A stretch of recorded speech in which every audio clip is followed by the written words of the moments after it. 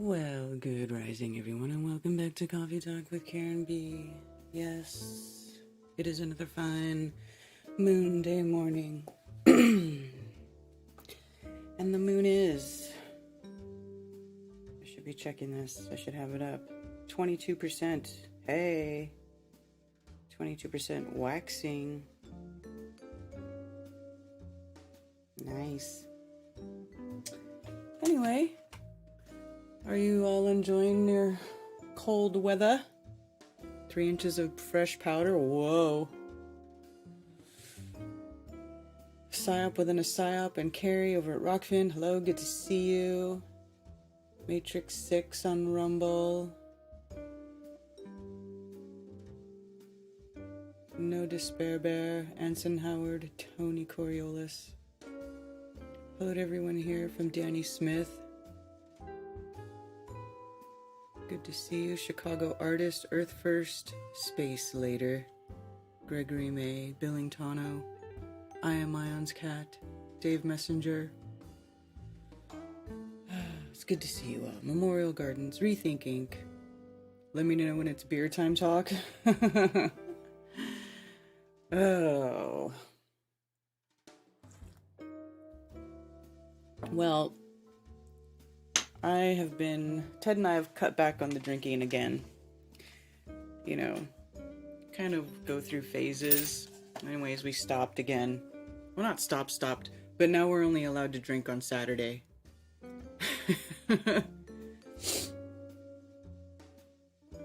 Make Earth flat again. Earth was always flat. Hey, Redondo Rocket, Feather Bear, Aisling, good to see you. Cammy, I can't believe that stupid puzzle piece never, ever showed up. Did it still not show up? Enjoying the Pulse X pump? Yeah! I am too. Yes. I know a lot of people are not into the crypto thing. I know you're not. You know, and so I don't really talk about it a lot, but I will talk about it. I'm telling you, do DYOR, learn about crypto, learn about cycles. And, you know, it's pretty cool, the stuff you can do. That's all I'm going to say about that. Spicy says, Sarah says, so we'll see you on Saturday. Actually, Sarah, yes, we need to have another South Carolina crew meetup, get together, party, something needs to be done. Oh, let me put on my mascara real quick. Let me finish this look. But yeah, we should do something. Let's hang out. Let's have a party. Like a winter party. You know? We need to do it. We should be doing it regular. We should be trying to do it every month, but we don't. We slack off here. You know? Also, by the way, if you see on my screen, what my share screen is, Rose777 has lost another channel. So if you like Rose and you like to follow her random streams, her streams of randomness, you should give her another sub. It's Rose 777 5.0 at trutherchick. youtube.com/@trutherchick.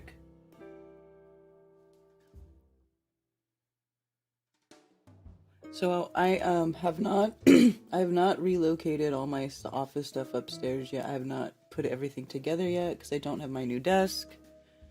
I have a chair up there, but I don't have the desk, and I need the desk.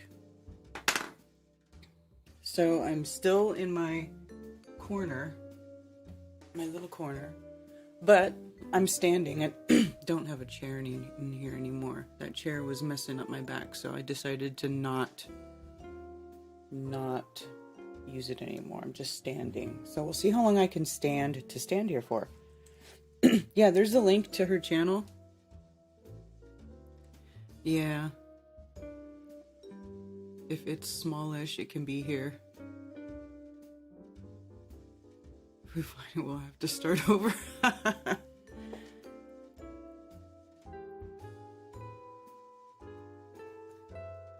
Beer time talk is a solid idea. Yeah, see, except consuming alcohol and streaming is really not the best. Not the best idea. You need to be an SC, Carrie? What's up? Come on over here, girl. There's a lot of us. I mean, I don't know, you know, how much family and stuff you got where you are, but if you want to come hang out, you can.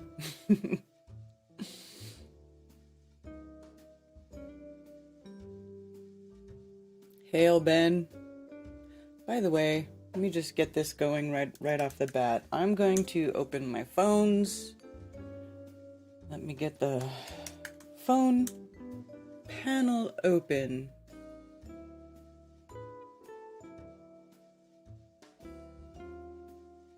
Just in case anybody wants to call and talk about anything. 'Cause it is coffee talk. We could talk about just about anything. Welcome to the conference center. You are a host. There we go. It is 848-222-2480 if anybody wants to call in and talk.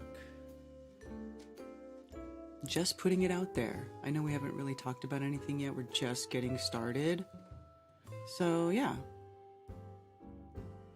That's where we're at. Didn't know this started so fucking early, but the cat wouldn't let me sleep. Oh my gosh, Ben, you didn't. Yeah, man.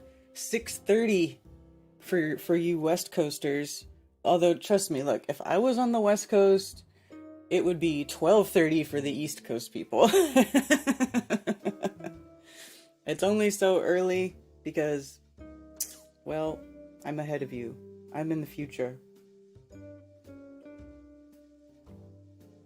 Spliff time talk? Yeah. That might be interesting. I mean, there's other streams that do that, but I don't know. I have plans, you guys. I've got ideas. Things are happening. I'm telling you, like, I worked until my back was sore this week, you know, over the week, doing stuff, and I'm still not done. Not even close to being done. You know, the walls up there need to be painted. I've not done that. I'm not sure if I want to go with the black again. I really like the black background though, because, you know, I like the darkness. I'm stoned every time I talk, that's a fact. Right on, Ben. Nothing wrong with that. Thunder Chicken.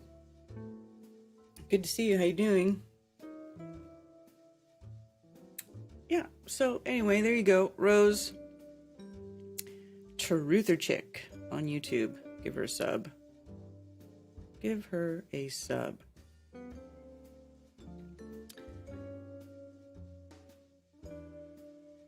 Could go green screen. Yeah, I had green screen for a while and then I stopped using it. You know why? Because I let my gray hair grow out and then my gray hair was reflecting green screen. And I had like the green hair glow and I hated it. I hated looking at it. I was like, man, my hair is gray, not green. And I couldn't adjust it to make it go away. I thought about trying the blue screen though. I think maybe a blue screen would be more silver hair friendly than a green screen. So I might try blue screen. I'm thinking about that. Check out US patent blah bitty blah. Okay, well let's check it out. Did you get my text? I don't know. When did you send it?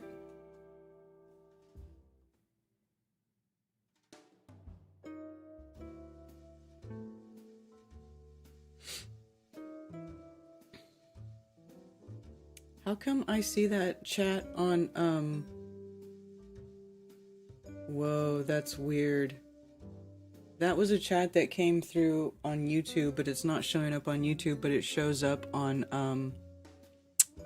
whatchamacallit, in my streaming software. Isn't that funny? I'm gonna look it up. I wonder why YouTube blocked that. Let's see. Hey Doug Mar, cheers. Your hair always looks cool even if it's green. Thank you. Patent. I'm gonna delete the rest of your comment because it doesn't pertain to the search. So let's do this.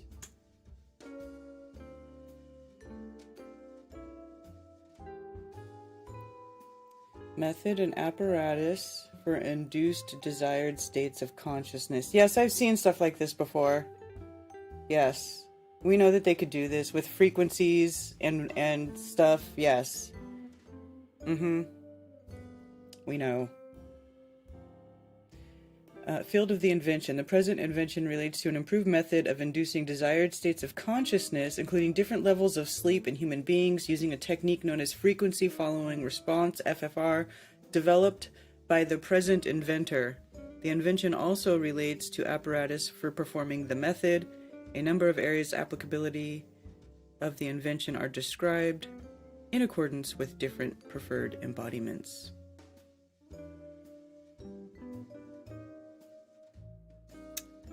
Yeah, Robert Monroe.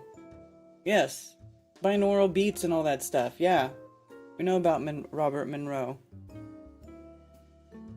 Yes. Does the ISS follow a toroidal path, a projection, any new takes? Yes, it does, Rupert Twine. It absolutely follows a toroidal path over the face of the plane Earth. It certainly does.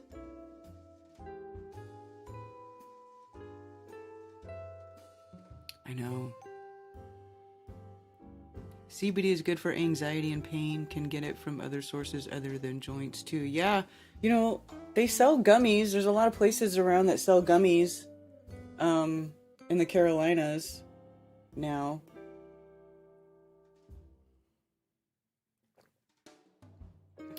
It's pretty cool. I mean, they're starting to lighten up on it. But the ISS...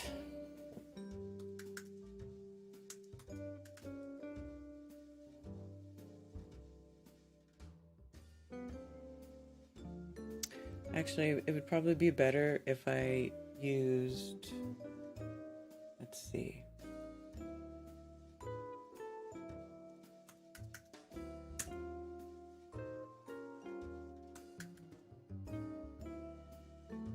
ISS.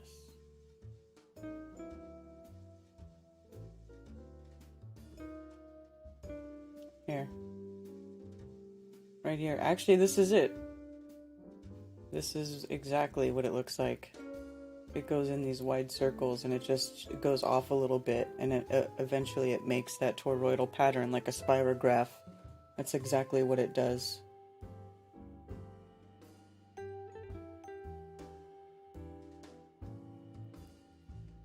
I'm gonna mute this because the sound on this video sucks, but yeah, it's like this.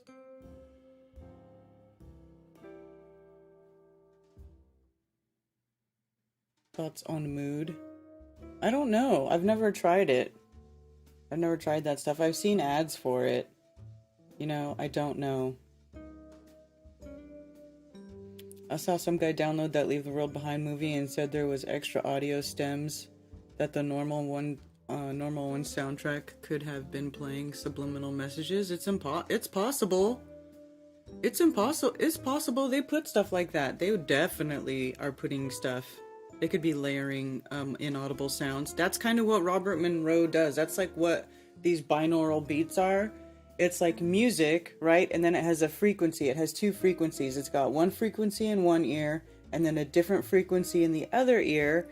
And then your brain processes the two frequencies, and the difference between the two, what that is like what your brain is taking advantage of. It reads it that way. I'm not explaining it right, but it's like in the tuning forks. Hold on, I gotta figure out which one's which because there's two, they go together, right? So you get different, okay, weighted and unweighted.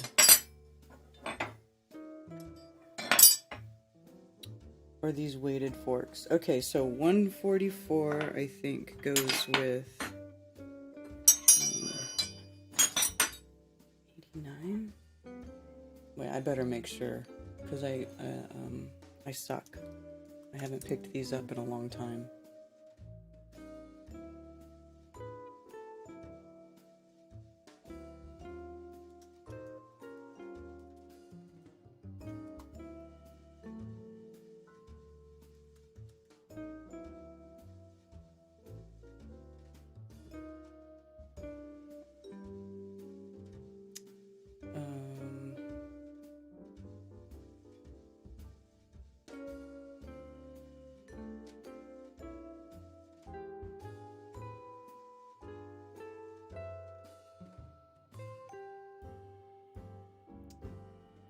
Here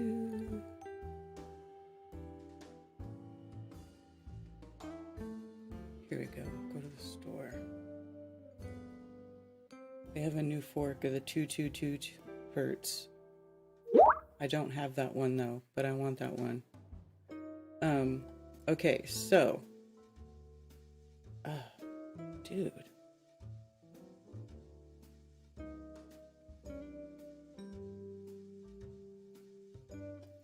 There's these pairs you get. Okay, the Fibonacci pair, 89 and 144. Okay, I was right. Sorry.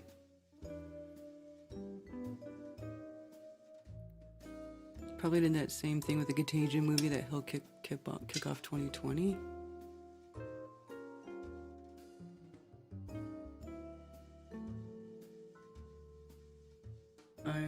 Are you familiar with this in Fresno? No, I am not, Cammy. I have to turn that sound off, by the way. But no. That's interesting. 10-acre underground village and orchard. Interesting. So the Fibonacci pair.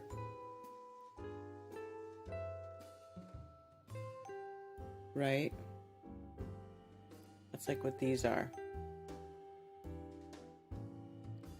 The frequencies of the Fibonacci pair of weighted tuning forks are 89 and 144 hertz. These are the 11th and 12th positions of the Fibonacci sequence. These forks use the natural harmonics of the unfolding patterns of nature and inform the body with its geometric information and perfect proportionality, otherwise known as the golden ratio or phi. This perfect proportion is roughly 1.618 and can be determined by dividing any number in the sequence by the number before it. So these forks are used to restore the body's natural harmonic perfection. So you would whack both of them. Get these striker plates, right? You whack both of them.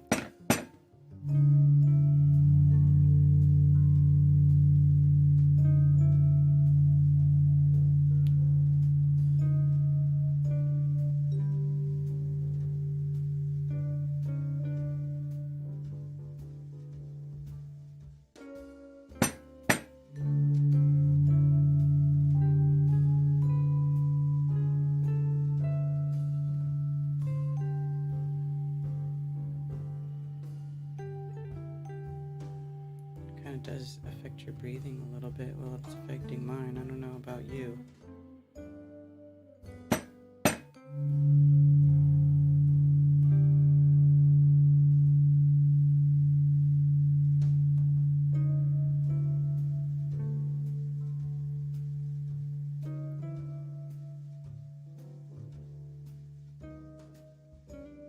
That's basically the same principle as what Robert Monroe was using. But he was using it for good. Here's the thing.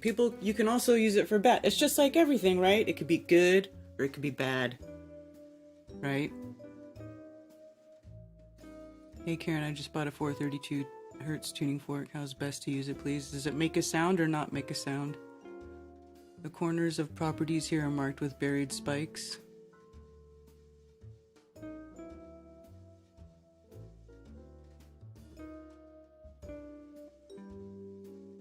Karen, I caught a big metal spike yesterday with magnet. Zach has to help me finish reel it in yesterday. I didn't want to go swimming and it was showtime. Oh, you pulled a spike out of the water? That's interesting. I want to see what you got.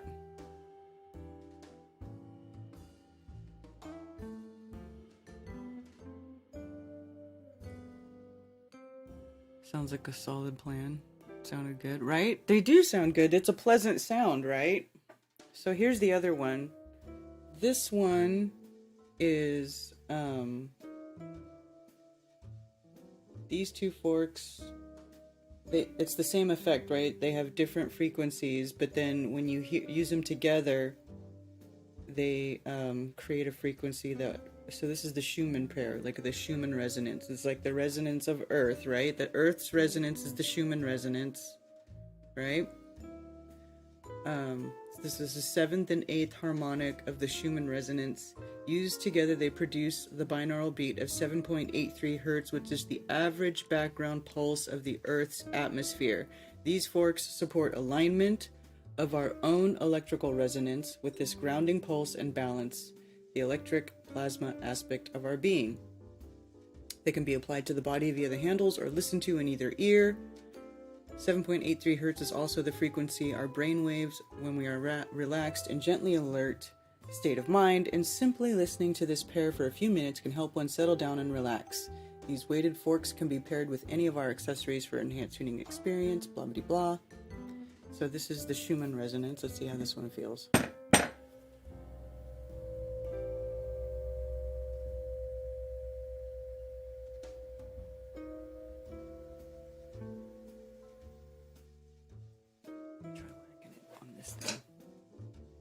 So loud.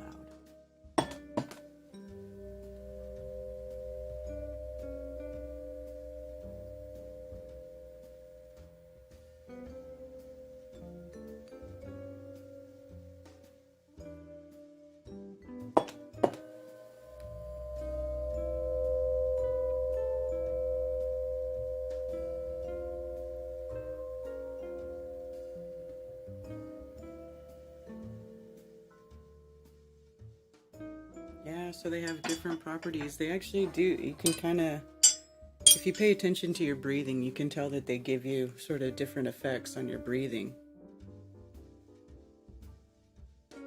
It makes a sound. 432, well then you hit it and you listen to it.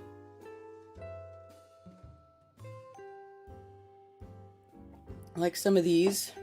Let's see, here's a 528. I really like 528. So you just kind of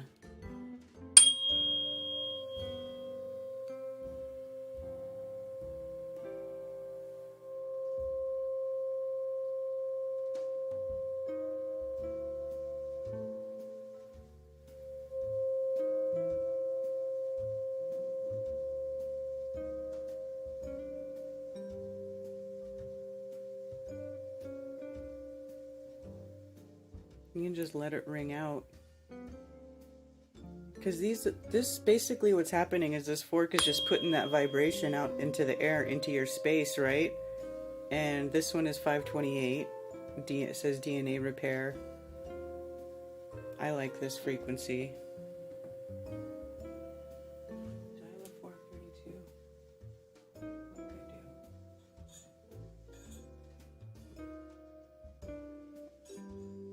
What are these 432? 417, 528, 639. I guess I don't have 432. How funny. So there. Yeah, they're fun. They feel good. There's a... Oh, I had some sonic sliders there, and they're in the living room now. One of them. Do I have any up here? No. That one feels good. Yeah, that's a good one. Actually, Cammie, you have the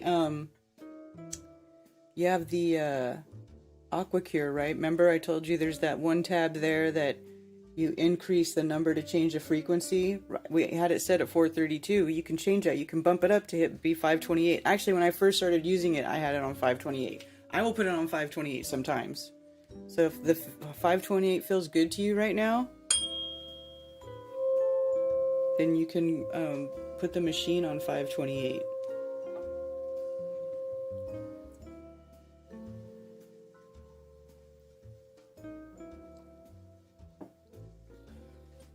Yep. I like binaural beats, right? It's the same thing. That's basically what that Robert Monroe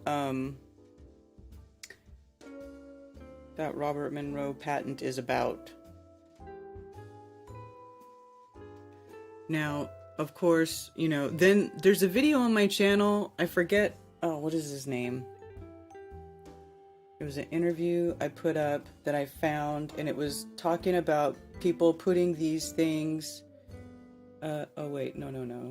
It was talking about people putting these things in restaurants.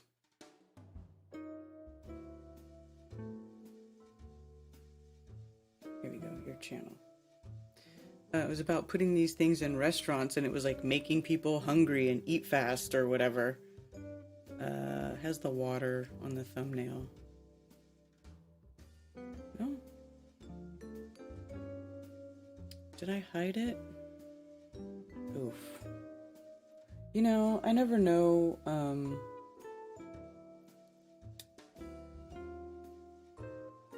what state my videos are in, because I get threats on my channel and then I hide everything. And then I forget to put some of it back to public. Here we go. Oh, yeah. Open Mind with Bill Jenkins. This one.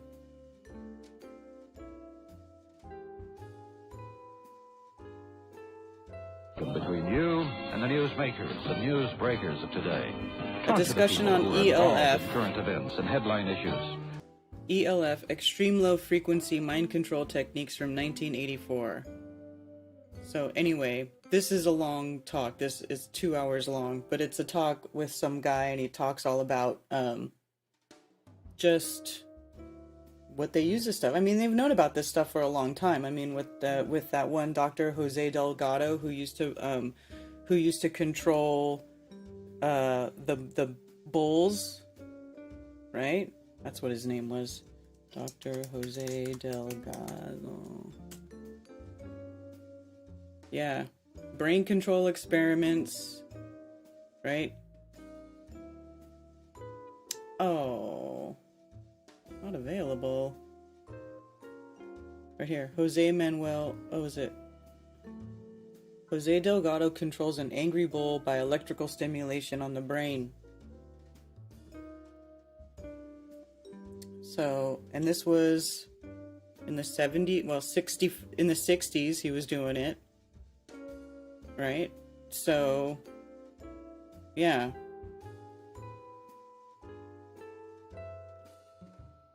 Dr. Delgado had great faith in his technology. In one famous experiment he conducted in Spain, Dr. Delgado confronted a charging 1,000-pound bull. As the horned animal lunged towards him aggressively, Dr. Delgado used a radio signal to activate an electrode implanted deep in the bull's brain. The bull was brought to a halt at Delgado's feet. So, yeah, man. I love my elevator music. Thank you. Hey, David. Good to see you. 528.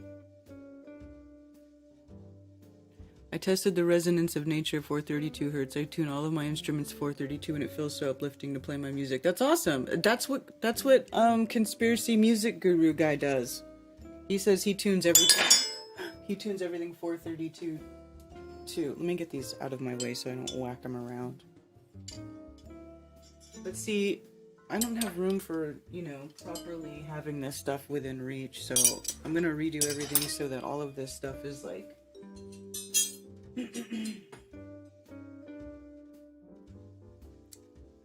in its place, easily accessible and easily put awayable as well. That's Neuralink, yep. Remote controlled bugs. They are now steering insects with RF, yeah. have a 523.3 C fork. Do I need to get 528 to achieve proper effect? I don't know. I think you're fine. I mean, it doesn't have to be 432, right? There's all of these frequencies are healing, right? There's a whole bunch of different frequencies, and it may not even be like on the list, you know. If you like it, if it feels good to you, then don't worry about it.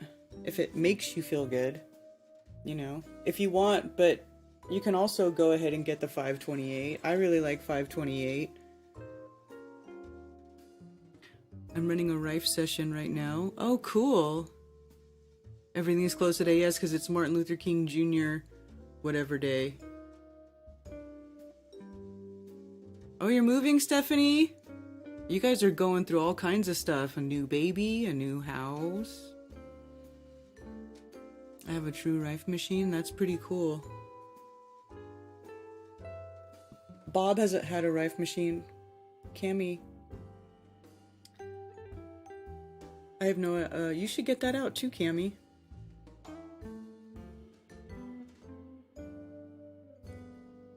If it makes you happy, it can't be that bad.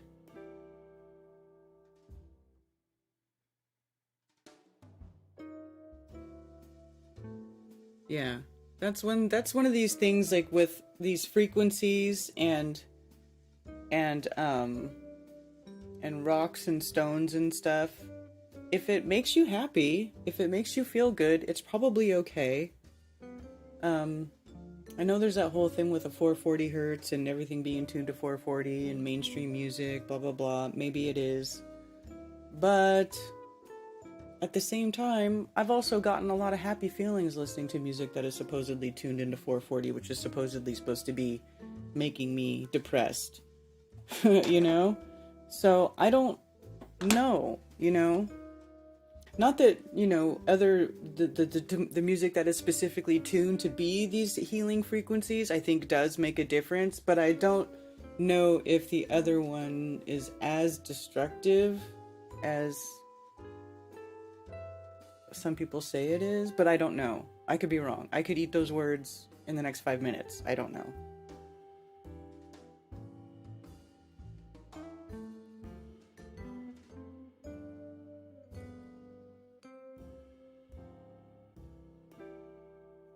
True Stream Media did an excellent documentary called The Minds of Men, compiling all the MK Ultra experiments and they did to people with electrical impulses is horrible. Yes, I know. I know, that's what I'm saying. You know, anything could be used for good or bad. Hi, Tony. Thanks for the tip on Rockfin. I used them. I was able to get certified through Island Music as a Biofield tuner. Oh, that's cool, Alan Korzep. I would actually really like to do that. Because a few years ago, like when all of this started, with the convid and, you know, and everything. And of course, even before all that happened, knowing that you really can't trust people in places of authority, I was already, you know, looking into how to take care of yourself and, you know, and all that kind of stuff. And so I decided, you know, then that I wanted to learn the ins and outs of these three modalities that I had learned about, and it was biomagnetism, crystal healing, and the biofield tuning. And the only one I haven't taken a class on yet is biofield tuning, and I really, really, really, really want to, and I feel like maybe I should have done that one first instead of last. But just the way it worked out, I was able to do it. Sonic slider with the big handle is great for muscle and fascia work. Yeah, I got one of those. I got one of them big handles somewhere. I don't know where that one is. I think it's in the other room. Ted uses them a lot. We use them on the dog too. Ted likes to use the sonic slider on the dog.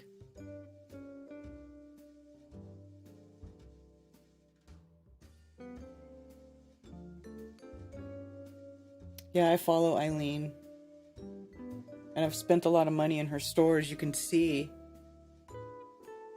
I got almost every fork she makes. I don't know if I do have everyone, but I have most of them. And multiple sonic sliders. because you have all these different attachments. So instead of changing the attachment all the time, I was like, I just want to get more sonic sliders. And then I just have all the attachments, one with each attachment, just laying around.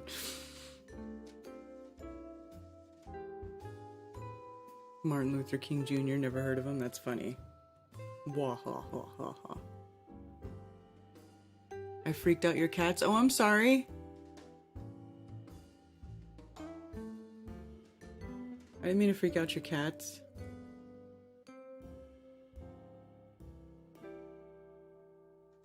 Handle of love. They are still using frequency crap weapons against us. They have all forgotten about the ringing in our ears. Yeah. Biomagnetism is pretty cool. It is pretty cool. It's, you know, you have to, it's involved. It's involved, but it works. It is a real thing. I think what the thing is with these different modalities is everybody's got a different physiology, right? Everybody's got a different sort of electrical charge or a different frequency, right? And so I think different people respond better to different modalities. Like some people really respond well and are very sensitive to the energy of crystals. Some people not so much. Some people respond to and are very, you know, easily treated by the magnets, the biomagnetism.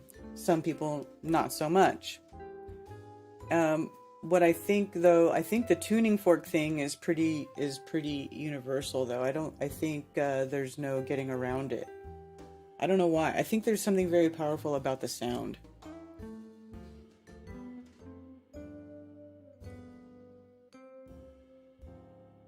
Sad, happy, aroused, angry. Yeah. Using frequencies, look up Project Bizarre. Bizarre misspelled. Oh, it's supposed to be misspelled?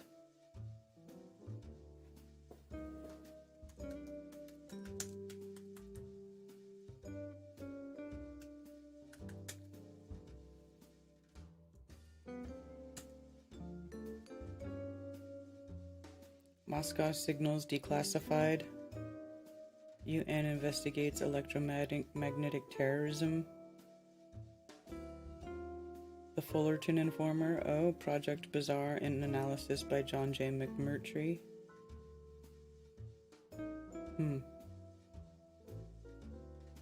They're not misspelling it though.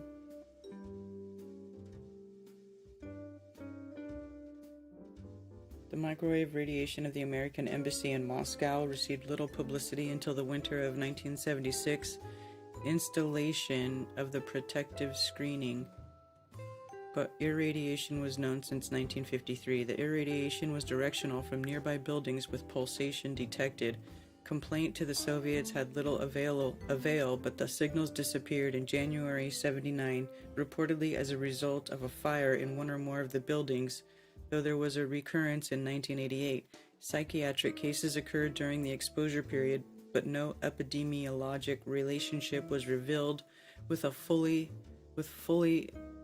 a quarter of the medical records unavailable in comparison with other Soviet bloc posts.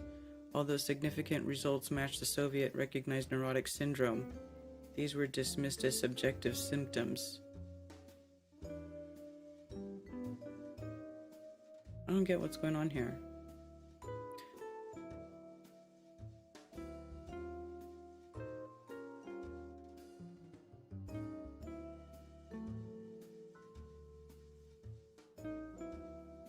So there was an embassy in Moscow, then they were zapping it? Is that what was going on? The health effects of electromagnetic fields are hugely controversial, whether it's power lines being linked to leukemia or the impact of mobile phone radiation on your brain, which makes it particularly surprising that electromagnetic radiation is being considered as a possible terrorist weapon. A UNESCO seminar last month considered the potential threat as a blah.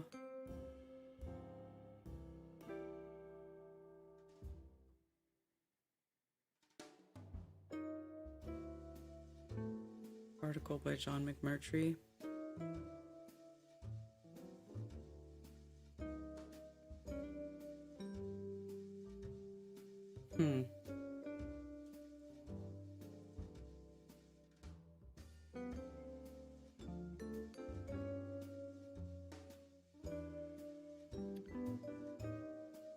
This is Sparta. Interesting stuff. Thanks spending too much time on infighting. Spending too much time on the infighting, that's a welcome change. Oh, you know, people try to drag me into all that crap. I don't want anything to do with that. I want to argue with people. But it does get kind of annoying when people come over here and they're like, Karen, you need to look at this and you need to talk about this. I do not. I don't need to do anything. I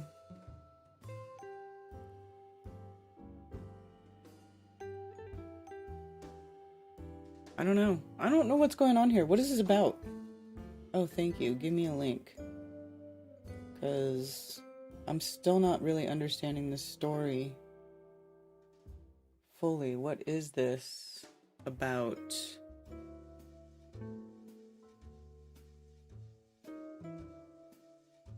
Overseer of the Pandora Bazaar program.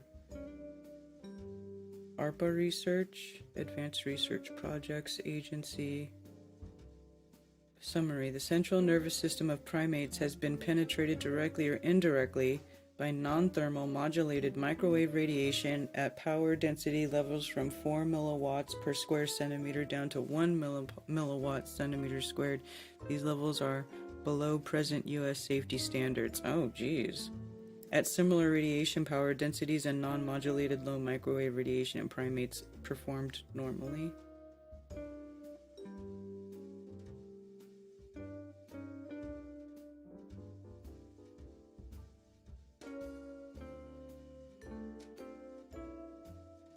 His report references a series of previous updates on subjecting primates to microwave exposure, as well as a secret CIA memorandum titled Summary of TUMS Power Density Measurements, which reported that the levels of the microwaves beamed at the U.S. Embassy were considerably lower than previously believed. They were in fact at levels below the Soviet safety standards and likely not threatening to human health. New measurements with ARPA instrumentation of the Moscow signal on site has now been completed.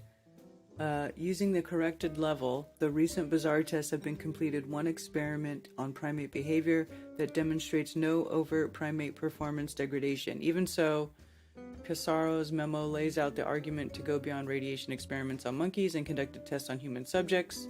The ARPA Bazaar program will establish methods which should permit us to relate to the behavior of subhuman primates to man under conditions of microwave exposure. This may require direct testing with humans under controlled conditions. Huh.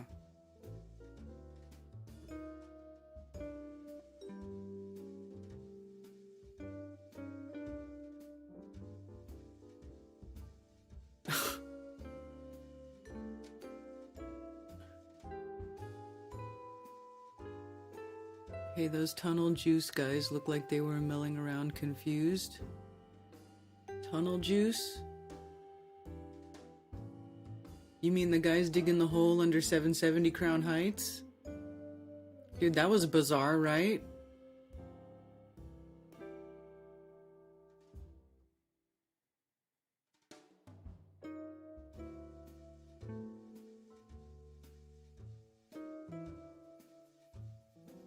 Wool is life. Wool is very good at keeping you warm, yes.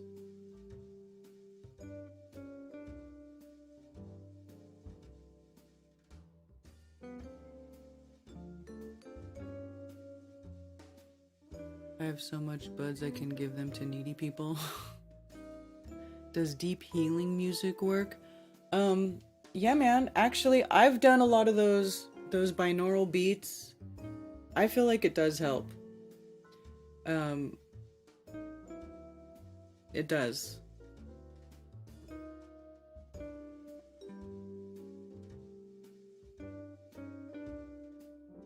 I don't know why they are in New Wills. You guys, there's this website. Let me see if I can find it. Where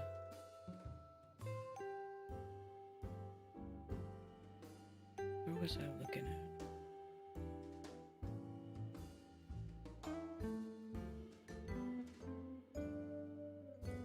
This would have been a couple days ago.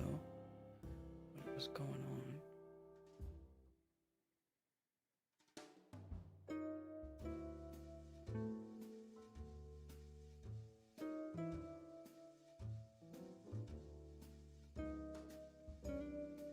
is it, I think. Yeah, crownheights.info. So check this out. Look at these crazy fuckers, dude. In this hole with their books. Like, what are they doing? Updated. Chaos is reigning in 770 after the powers that be attempted to seal the tunnel under 770, leading to widespread vandalism inside the building. The incident began this afternoon as the powers that be, and I think it's so funny that they recall these the powers that be. Powers that be arranged for cement trucks to come to 770 and begin filling in the tunnel. Based on Union Street, the trucks began pumping the cement into the tunnel, but were forced to stop as the Bokaram began disconnecting and the hosing and vandalizing the trucks, and chaos spread from there. So they had these trucks over there. They were trying to plug the holes, apparently because they had whatever tunnels they were digging was like compromising the structures of the buildings around them, right? Like they were removing walls, and they weren't, you know, it was just right under the ground. It's not like very deep. So the police were called to the scene to protect the work, so the Bokaram took their vandalism inside and began ripping off the walls of downstairs 770, exposing the tunnel and showing the extent of the illegal and dangerous work done. Out present, this is still that day. Chaotic inside. 770 shoal will remain closed off limits until announcement is made otherwise. So here, this is just them being all rowdy. Oh, that's loud. They're pulling people out of the hole.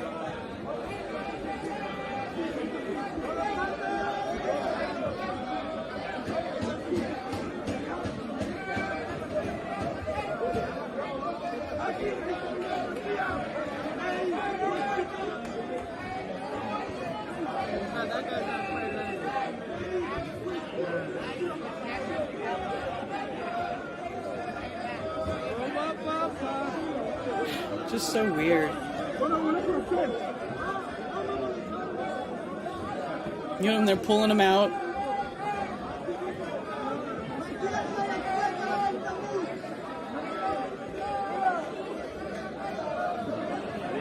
I mean, look, what the hell are these guys doing in the hole? I still don't know. I still don't know what they were doing in the hole. But they had other pictures. Did they take the pictures down?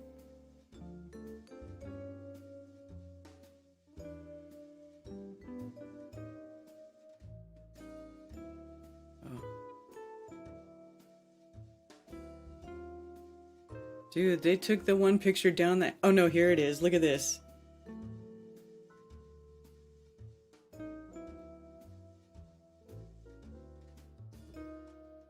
Remember how that thing you saw with like the mattresses? It wasn't just one. There's like 3 mattresses stuffed back here. Not just one. This one has some weird shitty stain on it. And then, you know, like what is going on there? That is so weird. Is it just like, what are they doing? I have no idea. Anyway, here's them pulling that nasty mattress. Is this even like a normal size mattress? I'm trying to decide if this is like, you know, like a small mattress or a normal size mattress. It looks small to me.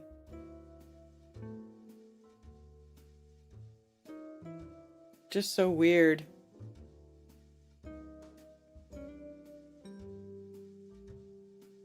You know, and then so yeah, it's bizarre, man. It's like, what are you guys doing? There are moles, people.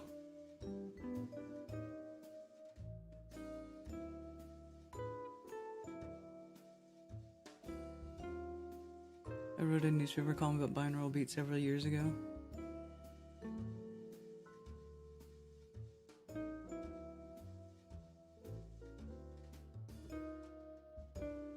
It is strange, dude. It's weird. What are they doing? Why are they breaking down the walls and digging holes and tunnels and shit under the synagogue?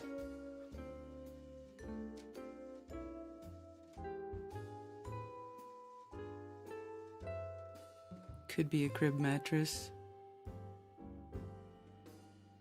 Performing bricks underground? I don't know what that is. All media is controlled. Okay, well this is like, look at all of them. This is all video from these people that are there. So what is it? I don't know. It's bizarre. And there's another video where like the cop is telling these dudes, well, we don't do that in America. So I don't know if they're like trying to doing some like, they think it's like some religious thing. Oh, stop. It says no already. I want to clear the whole shoe line. Whole shoe? Why is that? They want to fix this tonight. They need the shoe cleared. And to... Why? We need to expend something. But not like this. Not safe. We don't do that in America. The guy telling him we need to expand the synagogue, and he's like, well, not like this. So I don't know what kind of bullshit they're doing, but they were like arguing, they were fighting with people when the cops got there, because I guess somebody had called someone about it, and then they checked the structure. They were checking the structure integrity of stuff around there, and they're like, all right, this is not cool, we need to go fix this. You can't just be digging empty holes under a bunch of big heavy buildings. And that's what's up. I don't know what they're doing. And why destroy the synagogue? I know. I don't know. It is really weird. The whole thing is weird. We can do what we want. We're the chosen people. Looks to me like a redcoat is yelling the redcoats are coming. I have no idea what's going on there. Who knows, man? I don't know. I am not a Jew. Sucks having to work today. Hey, Doug. Shout out.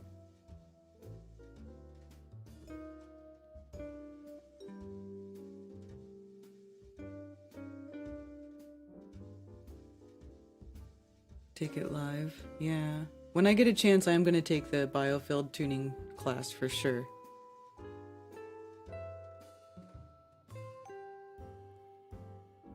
They're not engineers. No.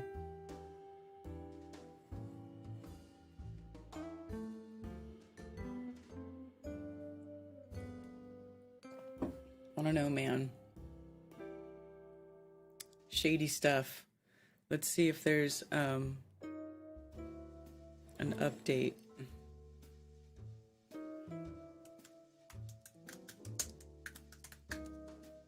Oops, I misspelled.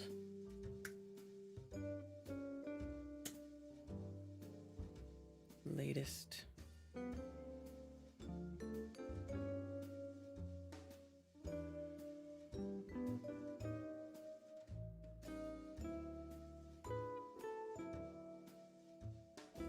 Yes, they still don't, nobody knows what the hell they were doing. The synagogue in question is known as 770 thanks to its address at 770 Eastern Parkway in Brooklyn's Crown Heights section.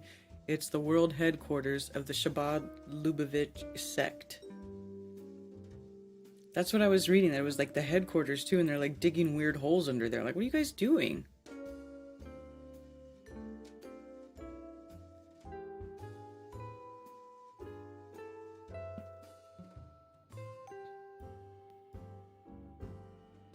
Under women's section?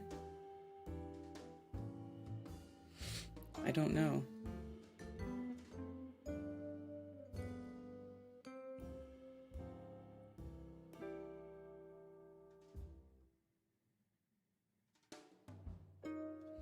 There's really not a lot of info on it.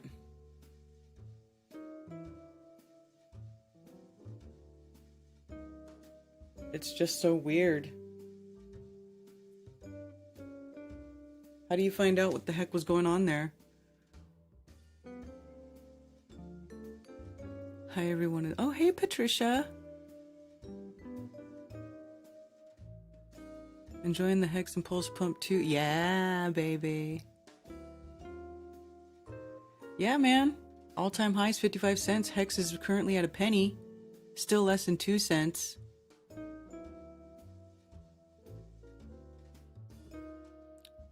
Apparently Hasidic Jews wear the long black coats and brimmed hats because that's how royalty used to dress in Poland.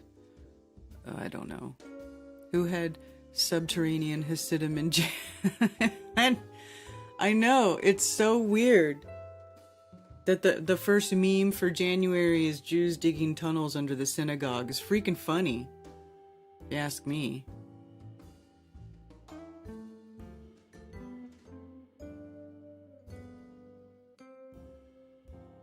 But Jews.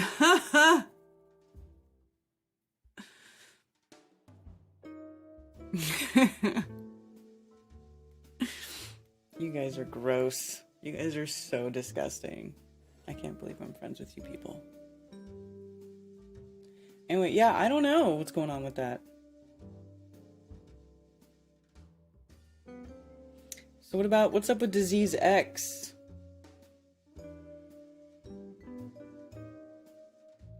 Have you heard about they're calling Disease X now?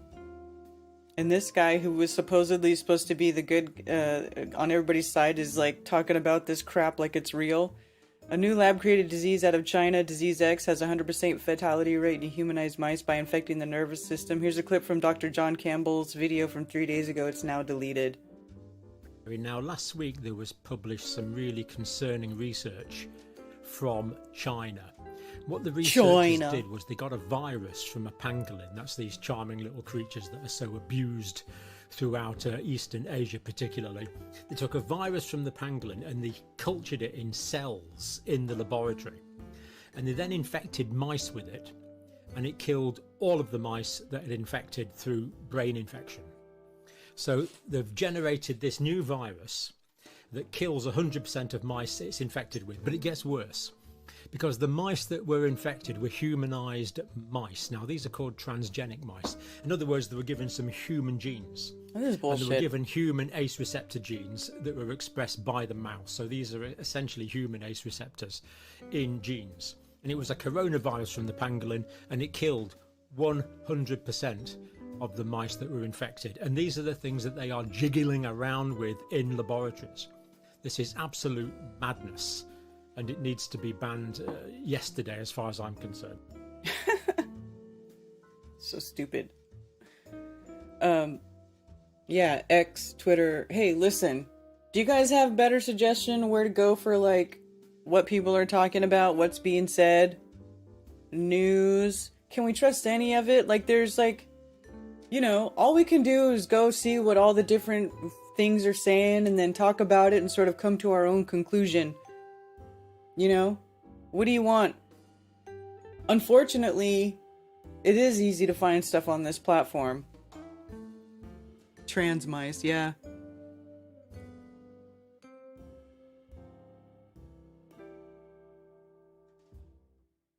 Yeah, everything's called X. Disease X. X is Twitter is X.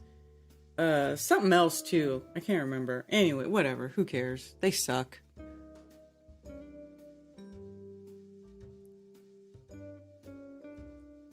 I mean, apparently that guy deleted it, though.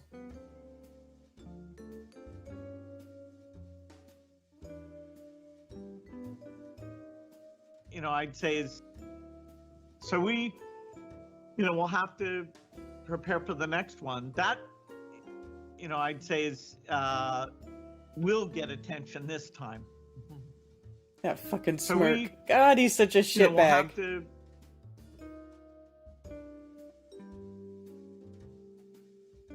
Anyway. Disease X. Ooh, look, Pulse is trending. Hey. It's trending. Pulse bag's back in profit. Whoop whoop. Yeah, man. You should be heading into another bull cycle. Not financial advice.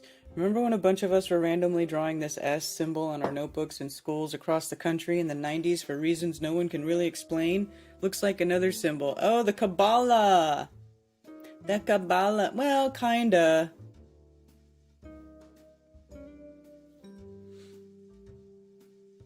kinda, sorta. I see a little bit. Maybe this line should end here. I think you did it wrong.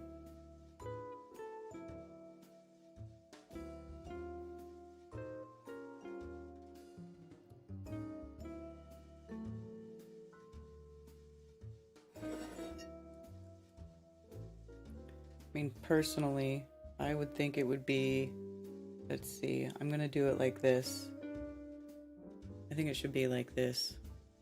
So we'll take our, oops, I need to change my brush size. It's kind of too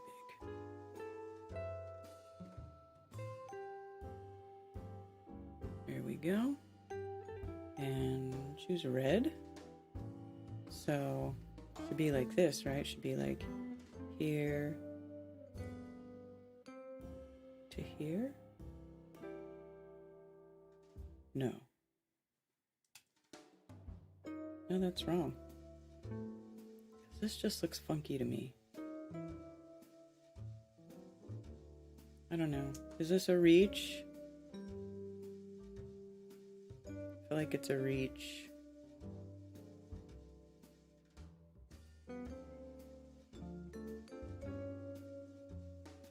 Maybe not.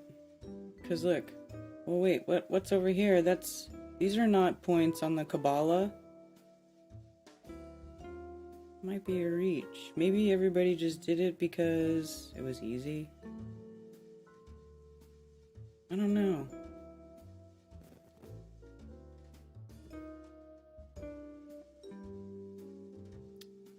I'm not sure if I agree with this analogy. What do you guys think? Never fear cancer. I'm very literal though.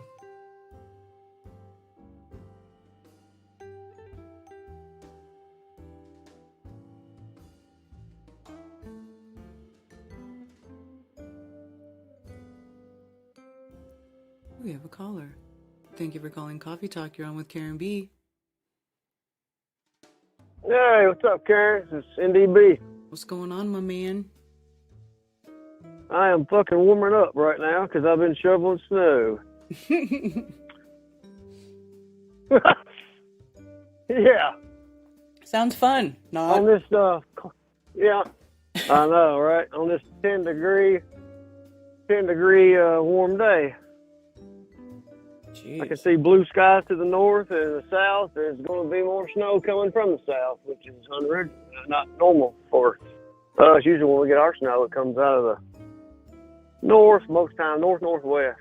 But now it's coming from the southeast. Crazy.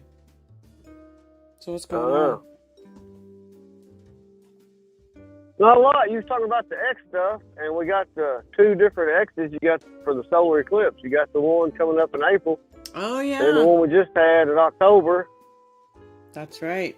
So that means more than any of this other bullshit X to me, but there's a lot of pre-programming with the X's that the people in chat was talking about.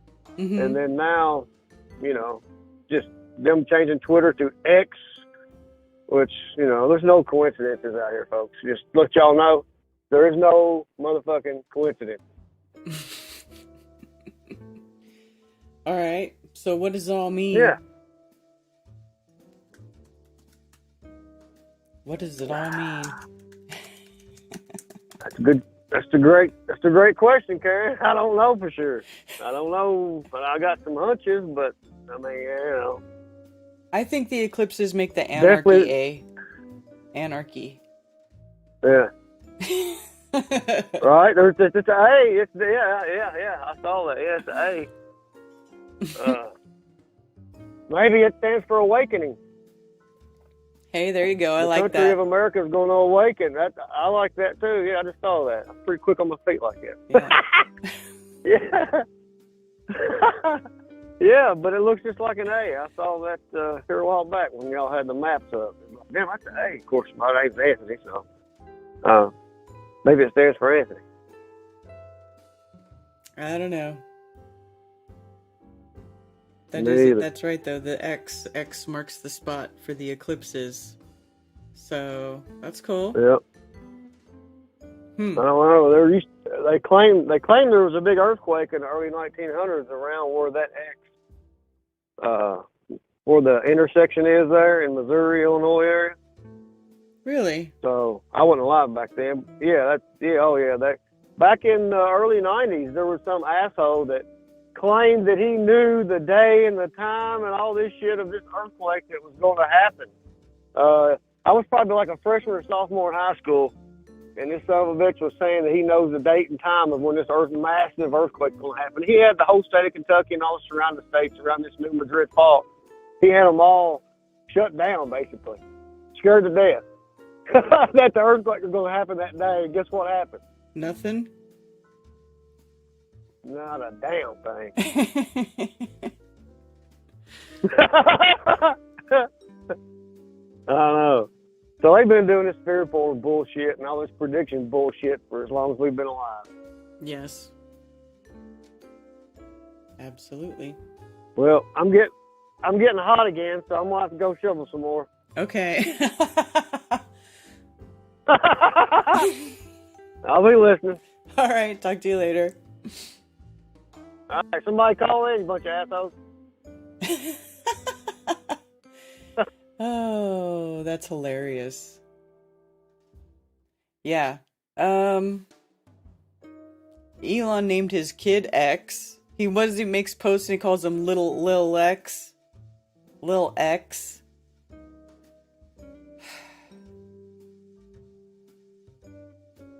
And then there's the drone that they're flying around, NASA's little plane, the X, what is it? X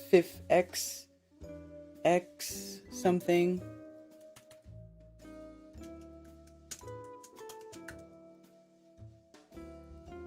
X plane. The X plane, which is the quiet supersonic plane. Yeah, everything is X right now. I wonder why. It is kind of weird that everything, X-57. What was that one that they were, the drone? X-66A.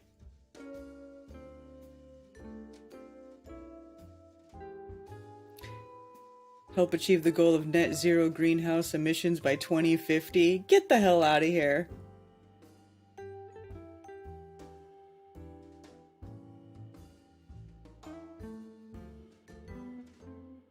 Get out of here.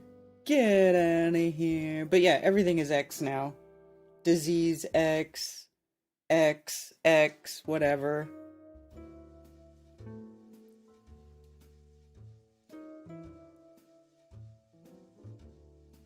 Planet X.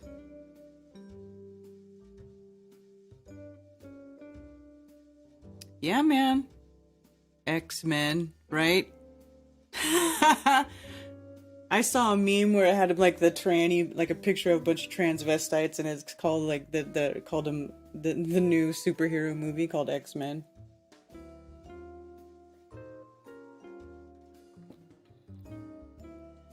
Thank you for calling Coffee Talk. You're on with Karen B. Line unmuted. Hey, it's Jesse from Hingham. How's it going? Good. How are you? Good. We're currently just entering the French Quarter in New Orleans. And sadly, they're spraying chemtrails. There's actually an X in the sky. Mm-hmm. Hate to say it. Mm-hmm. How's North Kakalaki doing? Good. Good. You know, it's been very cold. But, right. Yeah. Well, 59 here. It's not as warm as you might like, but it's better than, I think it's up to 3 in Tulsa. And even up in Shreveport, it was snowing in the mid-20s. Got out of there just in time. Mm-hmm.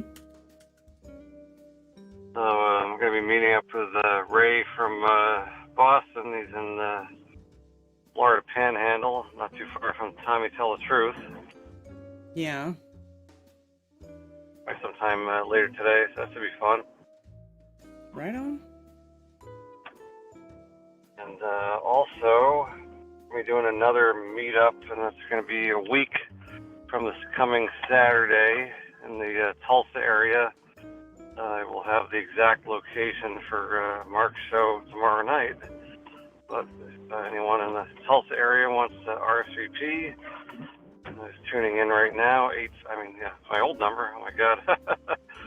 Drawing a blank here. You know, that happens sometimes. 781-783-3502 or 300K mile Prius at gmail.com. Also, I heard there was something going on in Salt Lake City at some point, and I was thinking of maybe making a trip out there, but I couldn't see anything on your website yet on that one. I don't think anybody sent me. Mark had that one, unless, did he forward it to me? Let me check.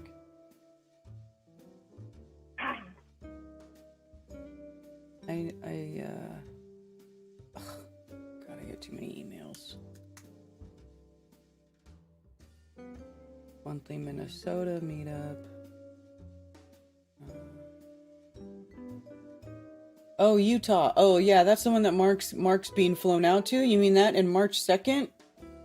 Yes. Okay. March 2nd, yeah. Yeah. Mark's being flown to Utah for March 2nd. And that is... Do we have an exact location yet? You have to email this person. Location most likely Pleasant Grove, Draper, or Riverton. They're charging $10 for tickets. Belinda. UtahFE@gmail.com. Okay. Is the email. FE@gmail.com. Yeah, because it doesn't, the email doesn't have a location. I don't even have, there's not even a website. I asked Mark, I'm like, is there a website? Can I put a link up? And there's like nothing like that.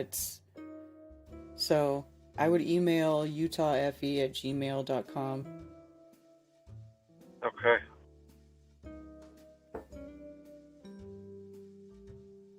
Sounds good. Yeah, it's hard to believe it. Where I'm at now is underwater. 18 years now, almost 19 years since Katrina. Wow. Literally in the French Quarter as we speak.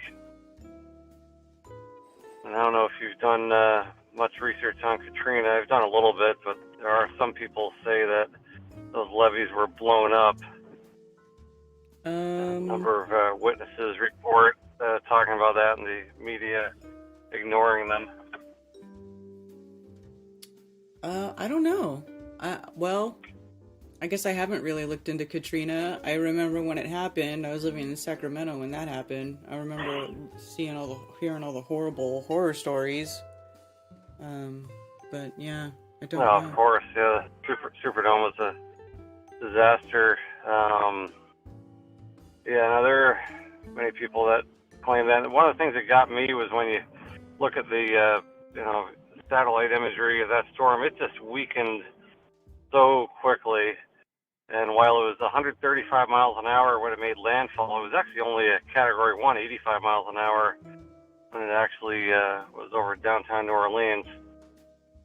And there are many people that say they, thought they dodged a bullet and then heard loud explosions. And after the storm already passed, and then the water came in. So I wasn't there. Who knows? But it wouldn't surprise me. Right.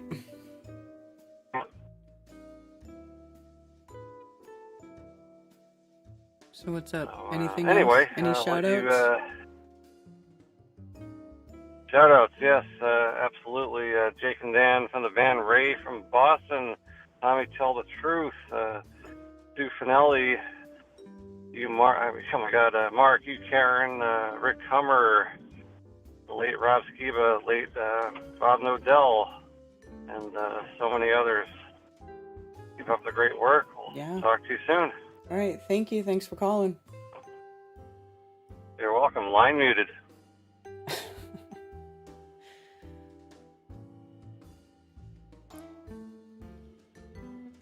I'll meet all of you. Haven't you met everybody? Stavely X is a new YouTube channel. 115? Wow. Scooter, that's hot.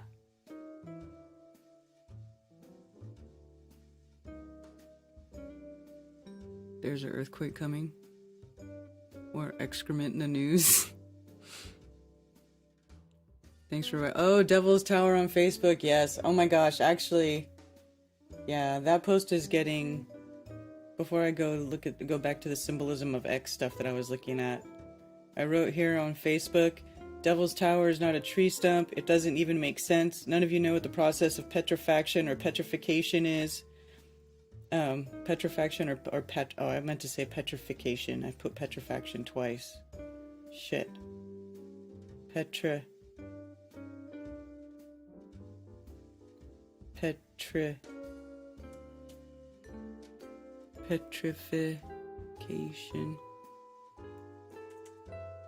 Put petrifaction twice, that's dumb.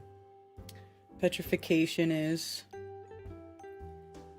Or what we have, or that we have thousands of verified petrified wood, thousands of samples of verified petrified wood from all over the plane. We know how to identify petrified wood. We can even tell you where it's from by the color of it.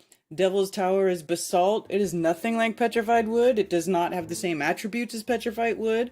There was no study done by any college to show root structure under Devil's Tower because somebody else was sharing that bullshit meme again today. There is never a link to the study. Because somebody's like, oh, send me a link to the study. Oh, I don't have one or I would have shared it. You know why there's no link to the study? Because it didn't freaking happen. Because it's not a tree stump. Please stop being so gullible. I don't like seeing people be fooled over such ridiculous claims with no backing. You're not helping. Just my opinion. You know, I mean, like, I will say just my opinion, but it's not even just my opinion. Like, that's just the way it is. I mean, it's the same ridiculous story that gets circulated around over and over and over again. Oh, it's a tree stump. They found root structure underneath the Devil's... No, they didn't. Nobody found any root structure. Nobody found that.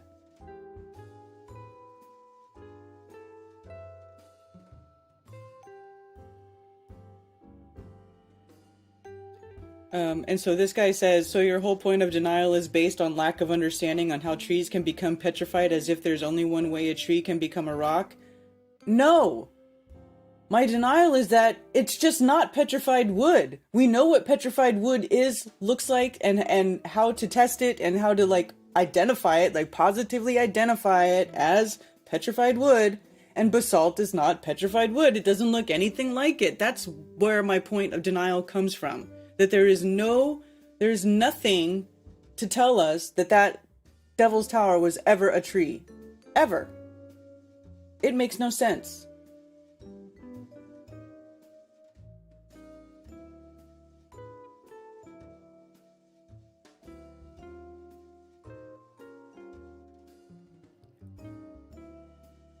Oh, here comes Ben. Ben, extrusive igneous rock, not a crystal. Didn't say they were crystal. Even lava is crystalline in nature. Extrusive rocks cool too fast to form crystals. That's why they don't. What? When lava comes out of a volcano, it solidifies into extrusive igneous rock, also called volcanic. The rock cools very quickly. Crystals inside solid volcanic rocks are small because they do not have much time to form until the rock cools all the way, which stops the crystal growth. These fine-grained rocks are known as aphanitic, from the Greek word meaning invisible. They are given this name because the crystals that form within them are so small they can only be seen with a microscope. If lava cools almost instantly, the rocks that form are glassy with no individual crystals, like obsidian. That's why, like, lava rock in Hawaii, it's so sharp. They say you can't really walk on lava rock barefoot because it is like glass. You will cut your feet up, right? There are many other kinds of extrusive igneous rocks. For example, Pele's hair is long, extremely thin strands of volcanic glass, blah, blah, blah. I don't understand what the argument is going on over here.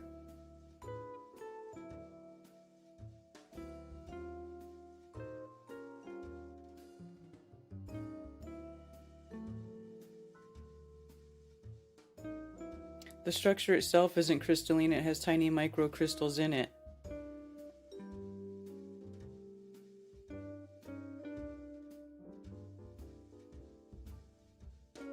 Oh boy, why are you guys arguing about this?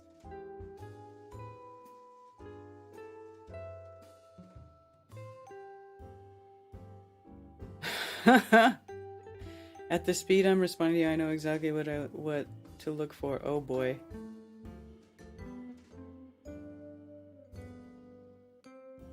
You are correct about the specifically meaning the atomic arrangement of the structure. I use the word structure to define the entire structure as being crystalline, which the multiple sources I cite corroborate. Well, I call the entire structure of Devil's Tower a crystalline structure too.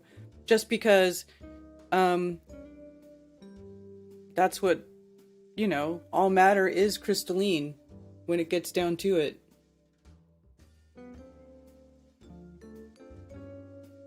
They don't form in remotely close to the same way. Basalt is extrusive and cools super fast, so it isn't crystal. It contains some microcrystals.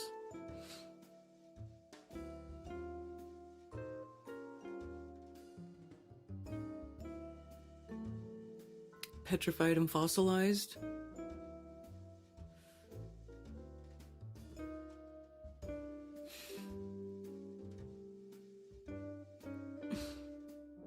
Well, it depends on, okay. All matter is supposedly crystalline, though. All matter is crystalline in structure.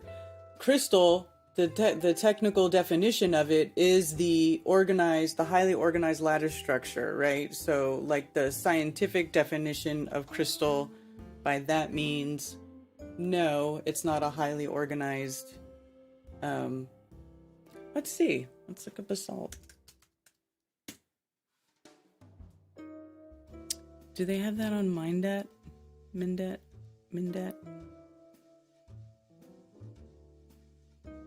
Let's go to Mindat. Let's go straight to mindat.org and bypass search engines.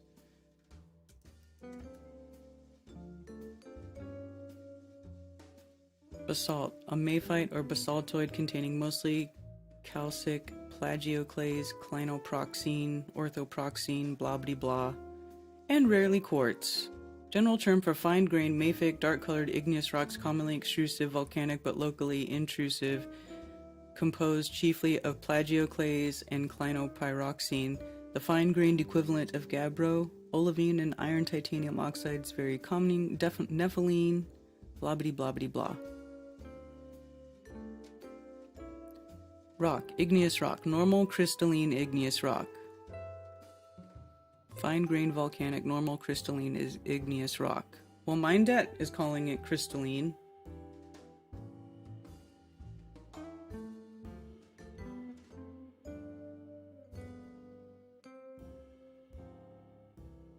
But it doesn't have a,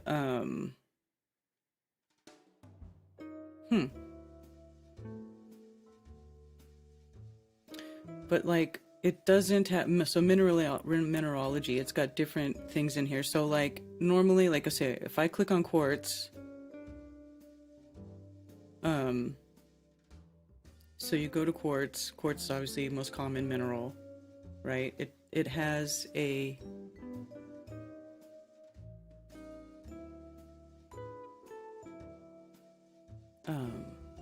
down here at the bottom, it'll have a little example, like a 3D of the lattice structure of it.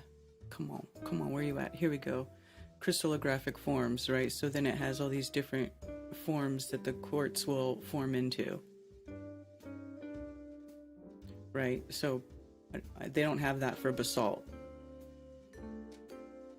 So it's not like it's not crystalline in the way that quartz is crystal with the highly organized lattice structure and the different properties and blah blah blah.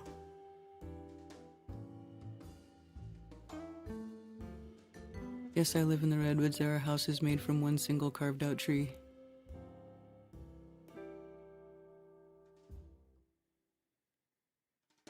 Anyone who knows to claim what Devil's Tower is talking out of their butte. Right? Like some guy was like, I don't know how it formed, but it's not a tree, dude. It's not a tree. Doesn't even make sense that it's a tree.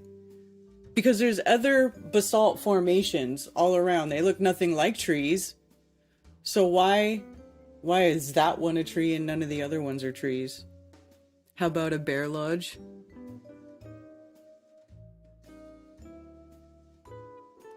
Thank you for calling Coffee Talk. You're on with Karen B. Morning, Karen. Hey, how's it going? So so you ended up getting it there at the end, where like when it talks about because it's extrusive, so it doesn't have time. It doesn't give the crystalline material inside of it time to actually form. The mineral around the crystal is not crystalline at all. Like when you look at like carbon, normal carbon's black, but when carbon goes crystalline, the structures align perfectly, and then it becomes transparent. Because the alignment of the atoms in the structure, and that's what's making it crystalline. So like the way they're putting it, like now the elements that there's crystalline material in it, it's aligned perfectly. Like so when we're talking about that lava flow, the minerals itself are not crystalline. It has materials inside it that are, but when it's extrusive, it cools so damn fast that even those little pockets of crystalline materials don't have time enough to align and form any kind of a real crystal. Right. Yeah, there's a difference there. Where the argument's coming in is people are calling Devil's Tower a crystal overall. Oh, and yeah. it's not. It's yeah, I see what you're saying. like, Yeah, it's got microcrystals in it. Right. Yes. And then, it's funny that the hexagonal shape, that's just like it cooling slowly and contracting. That's not even really, it's not really the same as like when crystals grow. Correct. In the hexagonal shape. And I think that's where the Correct. confusion comes in, because it's like, I was trying to explain this too, like when the mud, like a lake bed is all muddy and gross, and then the rain goes away and it dries out, all that muddy surface, it contracts into rough hexagonal shapes just because it's like it's a slow contraction. It's like, you know, I don't know. I don't even know if I'm explaining it right. Yeah. Well, and then the minerals inside it also give it form. You know, that mineral, that as the water's leaving, it's leaving behind the minerals. So in the mud, it's not able to do it as well as it is in a crystal, but it's still going to maintain a little bit of that. You know what I mean? Right. But yeah, it does work better with the basalt. I looked up, because I know Devil's Tower has faunolite porphyry in it. I remember I was like doing my little deep dive on that. Let me see if I remember pulling up a picture of it, and that particular mineral, I think, did grow hexagonal shapes. If I could find it again. And if it's full of that mineral, then it's naturally going to want to take that shape. Yeah. And I would assume that those cooled super fast, because the part that nobody's really putting into the equation, most people are assuming those are volcanic. It most likely would have been underwater volcanic. So that's part of why it would have cooled so fucking fast too and stayed in that tower shape, because it would have been an underwater. Because at the point in time we were talking about, Wyoming and most of the Dakotas was one giant inland sea. Right.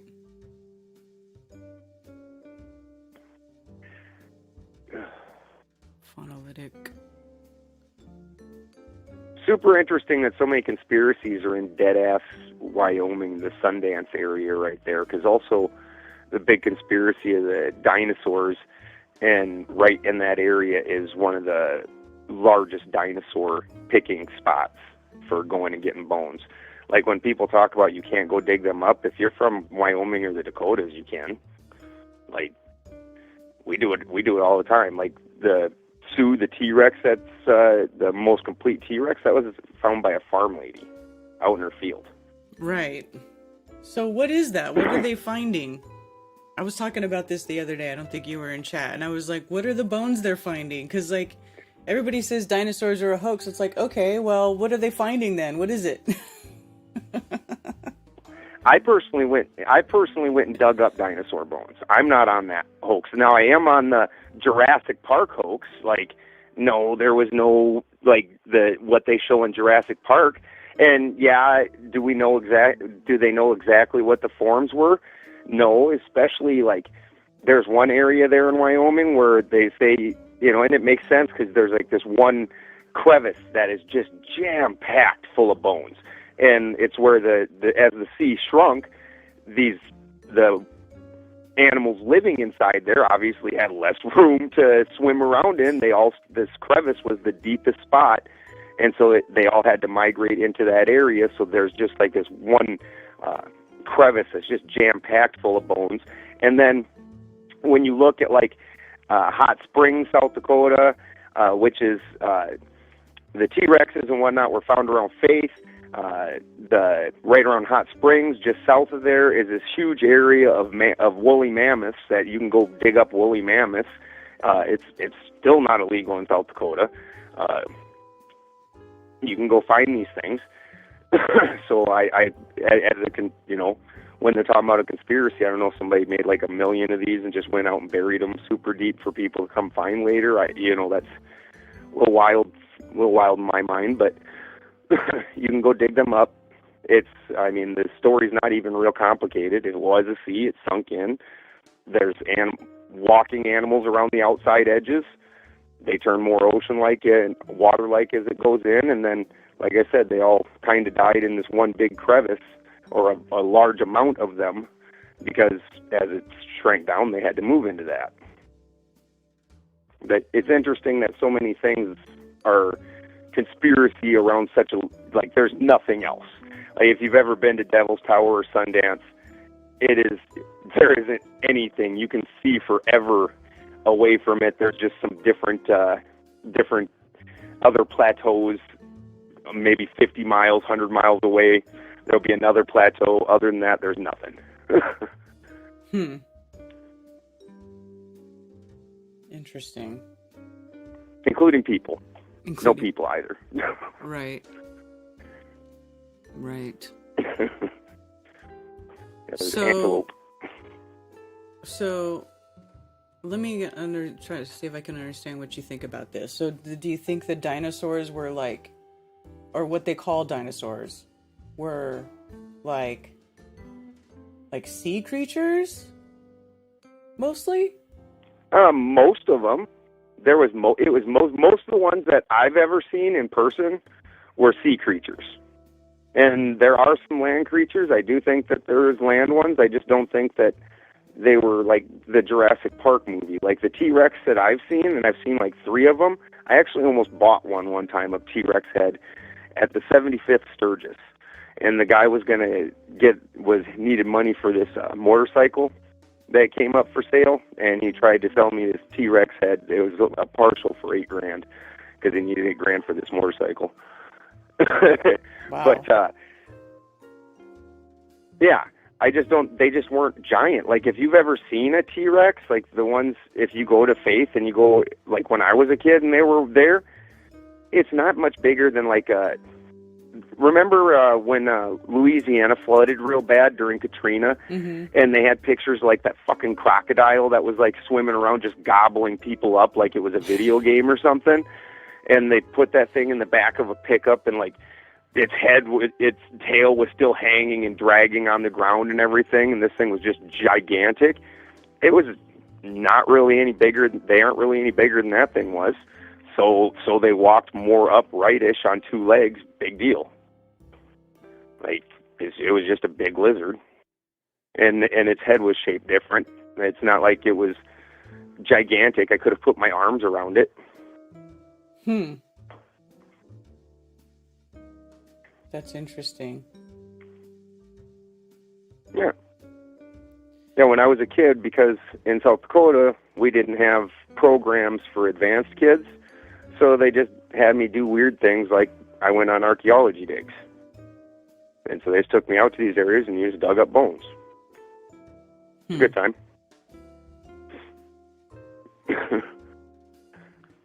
Yeah, so I wonder, do you think they could have been dragons?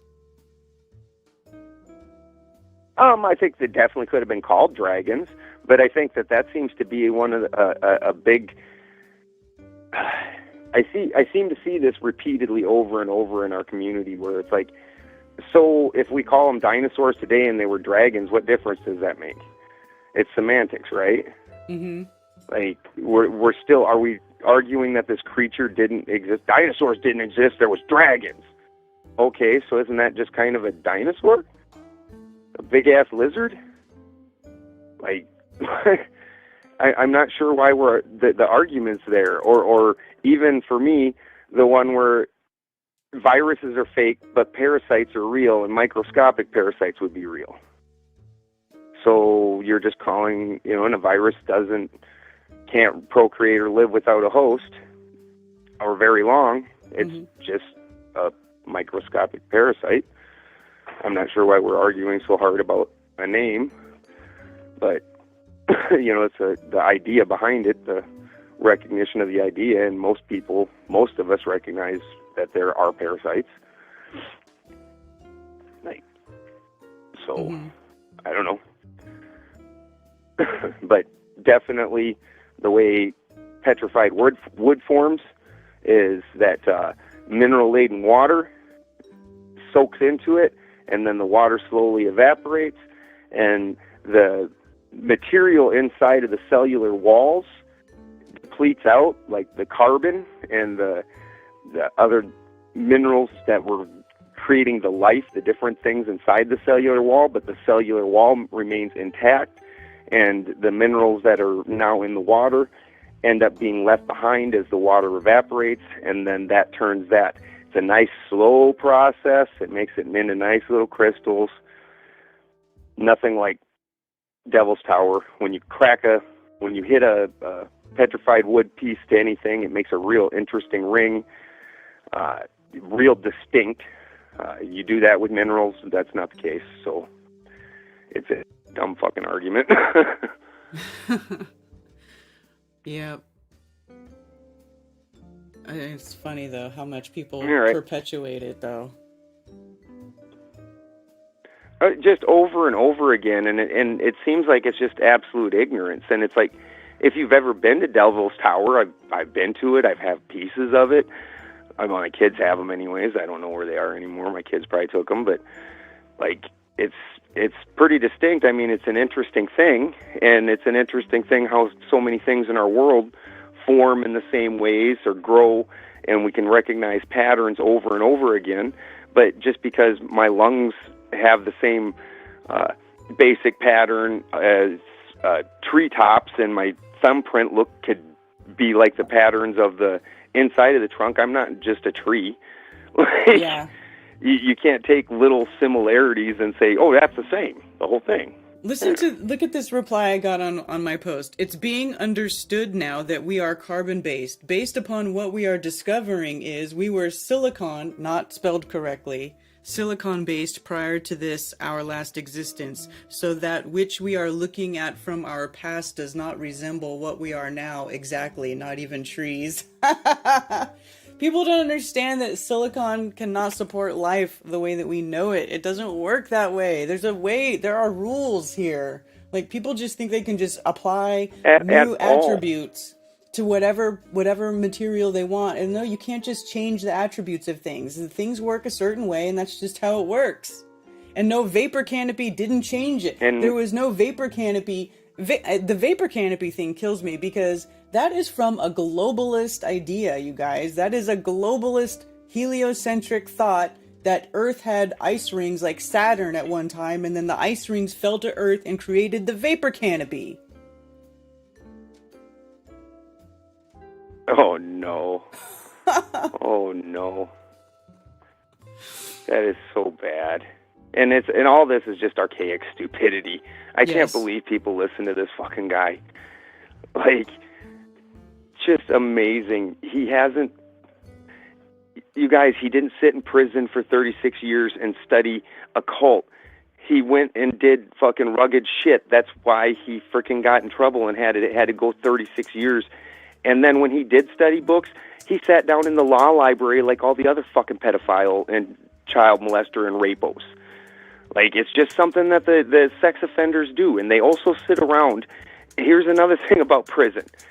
These sex offenders, if you go to prison, there'll be like, and there'll be little groups of guys, and they'll sit and they play like Dungeons and Dragons and things like that, where they make up these super exotic stories. And they've got nothing to do but that all day, every day. And they will make these exotic stories based off other things. So in one of the prisons I was in, the guys had this whole thing that they had two groups of fucking sex offenders, and one group was Templars and the other group was Hashishins. And they had these whole stories, and like, it was exotic. Well, you got nothing but time to sit around and make shit up. And that's what these guys do. And that's what he did. And you don't have access to occult books in prison. Like, they are aware that people from the outside will do things like dip stuff in drugs and whatnot. So any book that you're getting in prison has to be sent directly from the publisher. You can't buy it off eBay. You can't buy it off Amazon. It has to come from the publisher, fresh printed. So it must also be in print. And a lot of these occult books, while in these most recent years, 10, 15 years, these things are in print again. But things like the Goetia, like that was printed once, a very small run, and then these books were horribly expensive. A lot of these occult books, because they weren't widely printed. You couldn't send those into a prison, and you don't have access to that kind of thing. It's absolutely ridiculous. Most of the prison library is really bad books because most people in prison don't read above 5th grade level. So it's not a great selection. He probably spent most of his time in the law library reading law books. If you go on to public records, you can see numerous times where he filed frivolous different appeals and things like that to try and get his time truncated down, get time given back because he got time taken away for misbehavior, things like that, where he just filed a whole bunch of little shitty lawsuits. And you saw again, I've been to prison. I went there for marijuana, and you saw the sex offender guys and the way that they did things. And those guys sit down in the law library and come up with little ways to try and get out of their charges. Like one of the big guys in the prison I was in was Ted Clout, who had 2 stepdaughters he was doing sexual experiments on.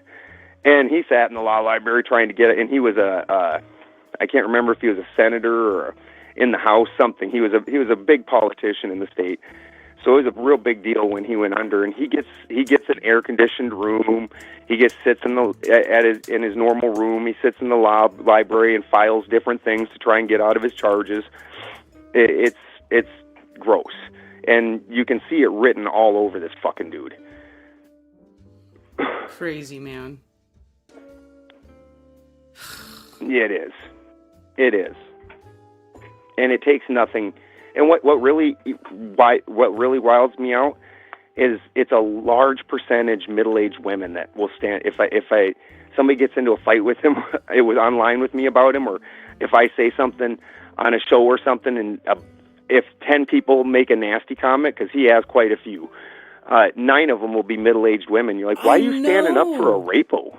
I know. I see a bunch of women like sharing his work and talking about how he knows this and he knows that, and I am like, wow, my mind is blown. And then they're like, oh, from what I understand, the rape was a rumor and he doesn't have sexual assault on his record.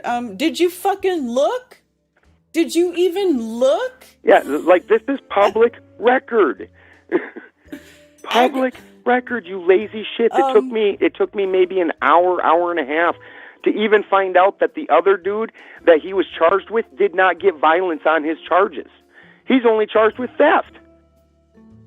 Like, the whole story where he saved the girl because the other guy was going to kill her and he wasn't doing all that, and he was just trying to steal the car, and he saved her and took her to the hospital. That's the other dude's story. He's the rapo. He's the one who has the violence on his charges. Right. I know. I mean, and the chick lived.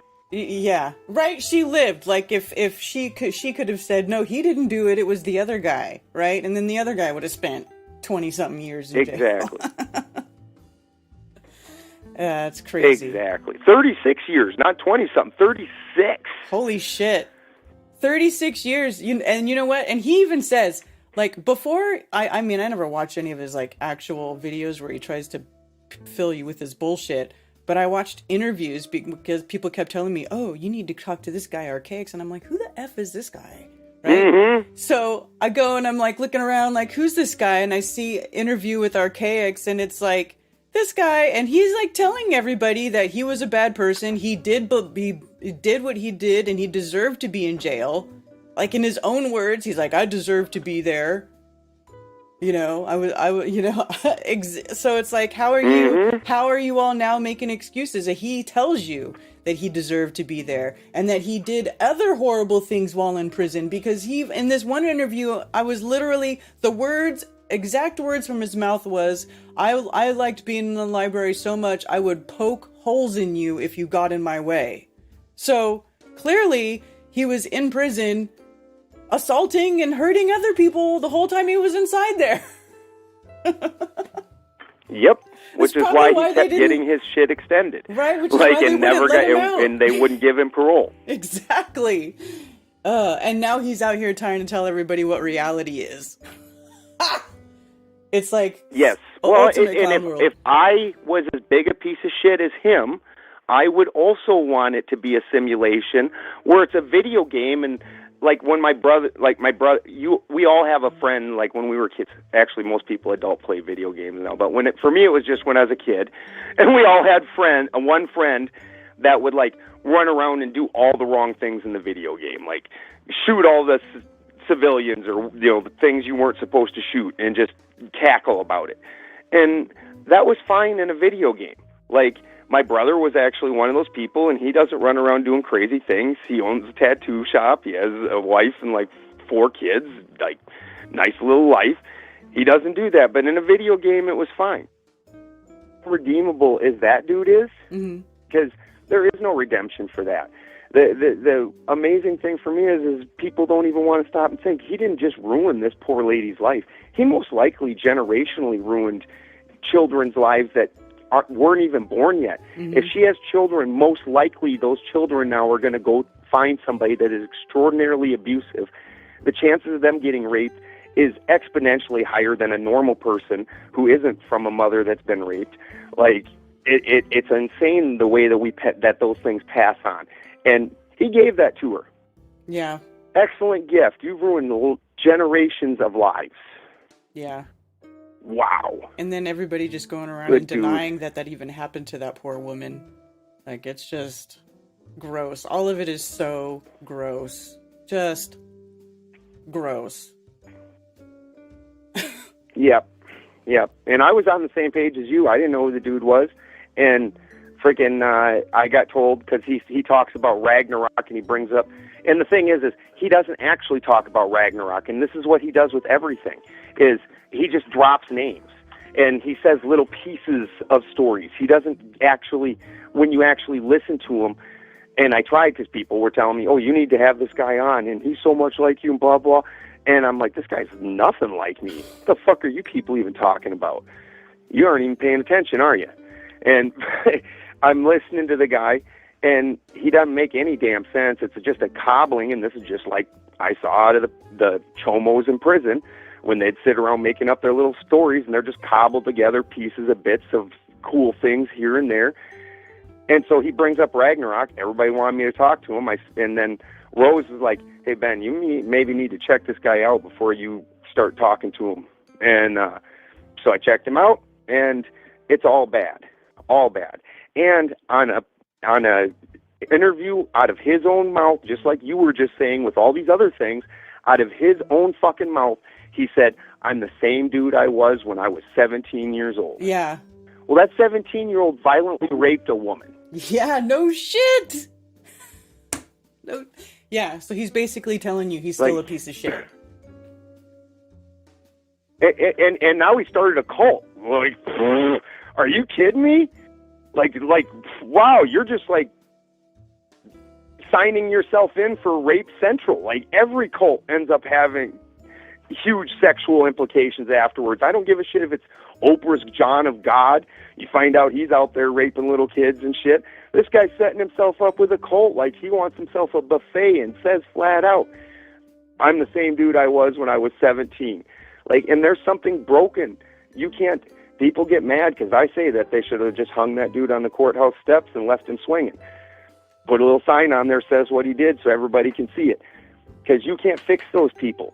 That man, when he saw a woman laying there crying, battered, so broken that she had to sit in the hospital for an extended duration, that turned him on. That didn't make him want to help. That didn't make him want to stop, go and drive away anything that's causing this. That dude got excited physically about that. There's something broken in the wiring in his head. You should stick an ice pick in the front of his frontal lobe and swish it around at the very least. I can't disagree with that. Yeah, so that's the state of the world today. Good times. Mm-hmm. Yeah. And this is why I've been so quiet for so long. Yeah. On my own show and stuff. Like, this shit's just gotten to me. Drives me nuts. I'm tired of the idiot conspiracies. Like, I'm tired of, if you don't agree with something, just like with what we're talking about here with the Devil's Tower being a tree, because I actually owned a crystal shop and studied these things. Now, if I don't agree with that is a tree, that's because I was taught that, or because I'm a shill, or whatever. And it's that's like, what I get told. You're pushing mainstream, Karen. You agree with mainstream. Well, listen, fucker. Mm-hmm. Just because I don't buy your bullshit story doesn't mean that I agree with the official narrative, but the official narrative makes more sense than what they're saying. Sadly. Yeah. And why? Some of the official narratives are correct. Like, not literally everything is a lie. I mean, well, wow. I try to explain to people, it's not like, all just... when we're talking about like rocks and minerals and stuff, like all that stuff is here. It's on Earth, where we can go to these things, we can pick them up, we can touch them, we can test them, we can do things to them, you know. It's not like the space story where everything is so far away and so unobtainable that you can never actually independently verify it yourself. Like, this is all stuff on Earth, right? So we can know certain things about things on Earth and how things work here, you know? So anyway. Yes.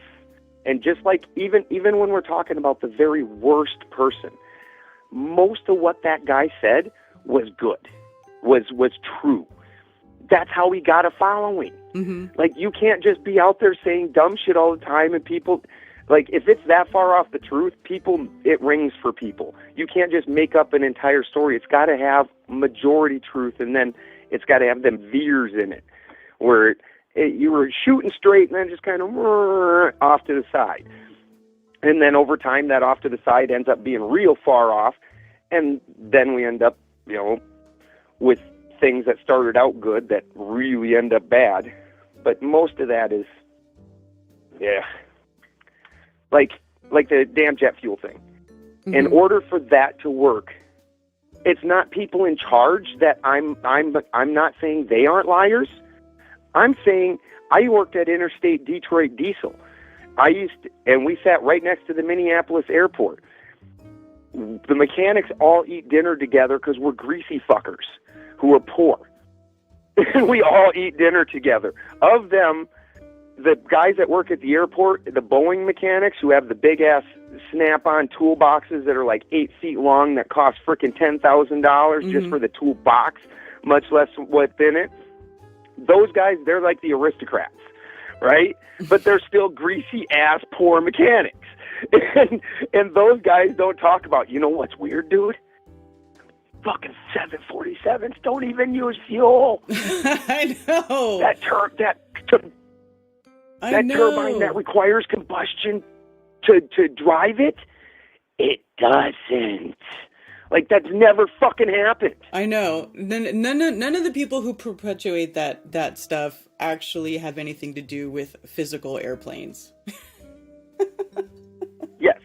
And even at just turbine engine, I'm not an airplane guy, but I was a 62 Bravo when I was in the Army. And that's a glorious construction equipment and mechanic and tracked vehicle mechanic Like, ooh, all the glory, right? And I never assumed that I would have to step in on a conspiracy, but funny enough, the same turbines that fly helicopters or planes and things runs an M1 Abrams and also an M9 Ace, which are tanks. And funny enough, they require fuel. And that whole compressed air is just the starter, just to get the engine rotating, like every other combustion engine needs to rotate to get going. Like, that's just the starter. You couldn't actually drive anything with that. So as a mechanic, turbine engines and tanks don't work that way. So you could say, well, I don't work on 747s, but I've known 100 other mechanics that did, that were just crusty-ass mechanics like me. And they weren't wearing a white suit. They didn't get extra money. They drove piece of shit cars. They had better toolboxes than we did. Like, that's about it. Yep. Dumb. All right. Love you, Karen. I love you too. Have a good one. Yep, we'll talk to you next week. All right, bye.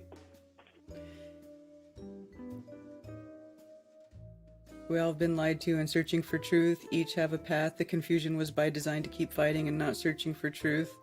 Well, you know, that's what happens. Then people like myself and other people try to, you know, say, hey, look, I don't think there's really anything here. This doesn't seem right. And then we get called gatekeepers.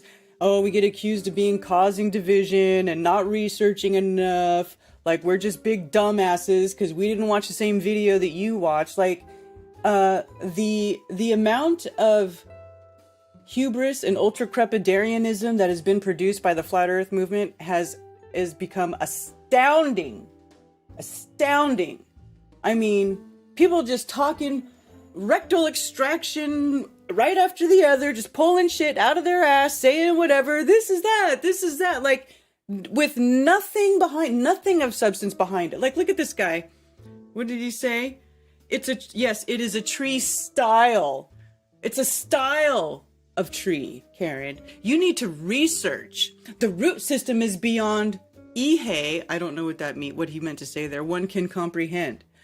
Cape Town's Table Mountain was also a tree that got cut down by the giants that were before. Stop limiting yourself to the education and reasoning we've all been given in. You woke up about flat Earth. No, it's time for you to look further, including that Tartaria. No, thank you. In fact, I think it's freaking hilarious that people tell me that I need to look into this bullshit, because guess what? I did. I've been here for a decade, and every stupid freaking thing that people bring to me, I have looked at, because you know what? I was like, hey, I didn't know. I was like, you know what? Yeah, let's look. That sounds interesting. Let's look at that. Well, then I looked into it, and then I realized that it was all bullshit. It was all a distraction. It was just people making shit up. So then I started looking into real stuff like minerals and crystals and the properties of these things and how the world really works, and not watching other flat earth channels and not watching truther channels and not watching fucking stupid fake history John Levi bullshit channels, because you're not going to learn anything from these people. They are making shit up. Okay? I go and I look at actual educational shit like physics, real stuff where people do stuff in labs, stuff where people do experiments, stuff where people have worked with these materials. And you know what? If that, and I feel like that is a much better way to spend time than watching other YouTubers with their made up YouTube bullshit. I'm just not into it. I don't jump on these bandwagons and start pushing these ridiculous ideas because imagination is important and because it's cool to think about. You know what I think's cool to think about? Reality. I think it's cool to think about reality. I think it's cool to think about the way things really work. I think it's cool to go study stuff and then use my own brain to come up with my own conclusions instead of listening to some bullshit YouTuber. And I know I'm on YouTube, okay? I get it, like you're watching a YouTuber. But I'm not making shit up. I'm not trying to peddle to you some made up story that I made up. I'm not trying to tell you that there's giant titan trees that made gold. How fucking stupid. You know? Like, I'm just telling you stuff that I find, like, hey, you know what? Quartz just happens to be the most plentiful mineral on Earth. The chemical makeup of quartz is SiO2, silicone, and oxygen, right? That is quartz crystal. That's what this is. This is silicone. Okay, so when people want to talk about their silicone pillars, that's a giant quartz crystal. It's not a fucking tree. It's not the same. I mean, look at people love their fantasy world. I get it.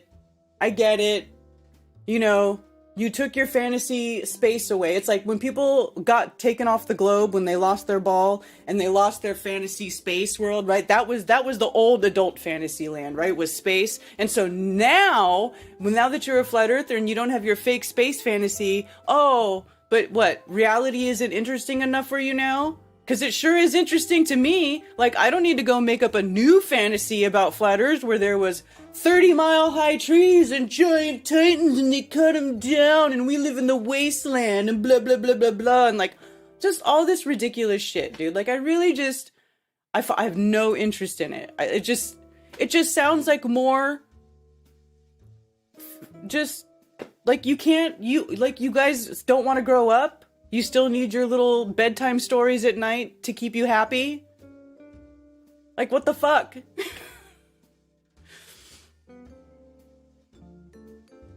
Sorry.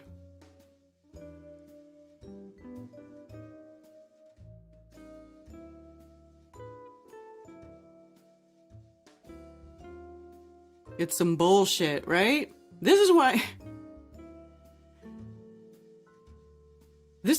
I don't, why my channel is like, this is why I get some unsubscribe, my channel doesn't grow, and I don't care, dude, I don't care, because I don't want some false cult-like following where people just want to hear my cute stories, okay?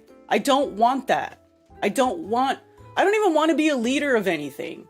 I just want people to wake up and be responsible for themselves and know that they're better than what they were taught that they were, and they have more power in their own lives than you've been taught that you have. You don't have to be the slave to the beast system, you know? Like, that's what I want. I want people to be the best version of themselves. I don't want you to be following me so you can hear my next little bullshit theory story on stuff.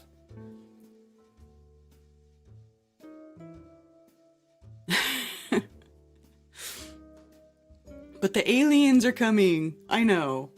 It's ridiculous. Oh, hey, Tony's on the line. Thank you for calling Coffee Talk. You're on with Karen B.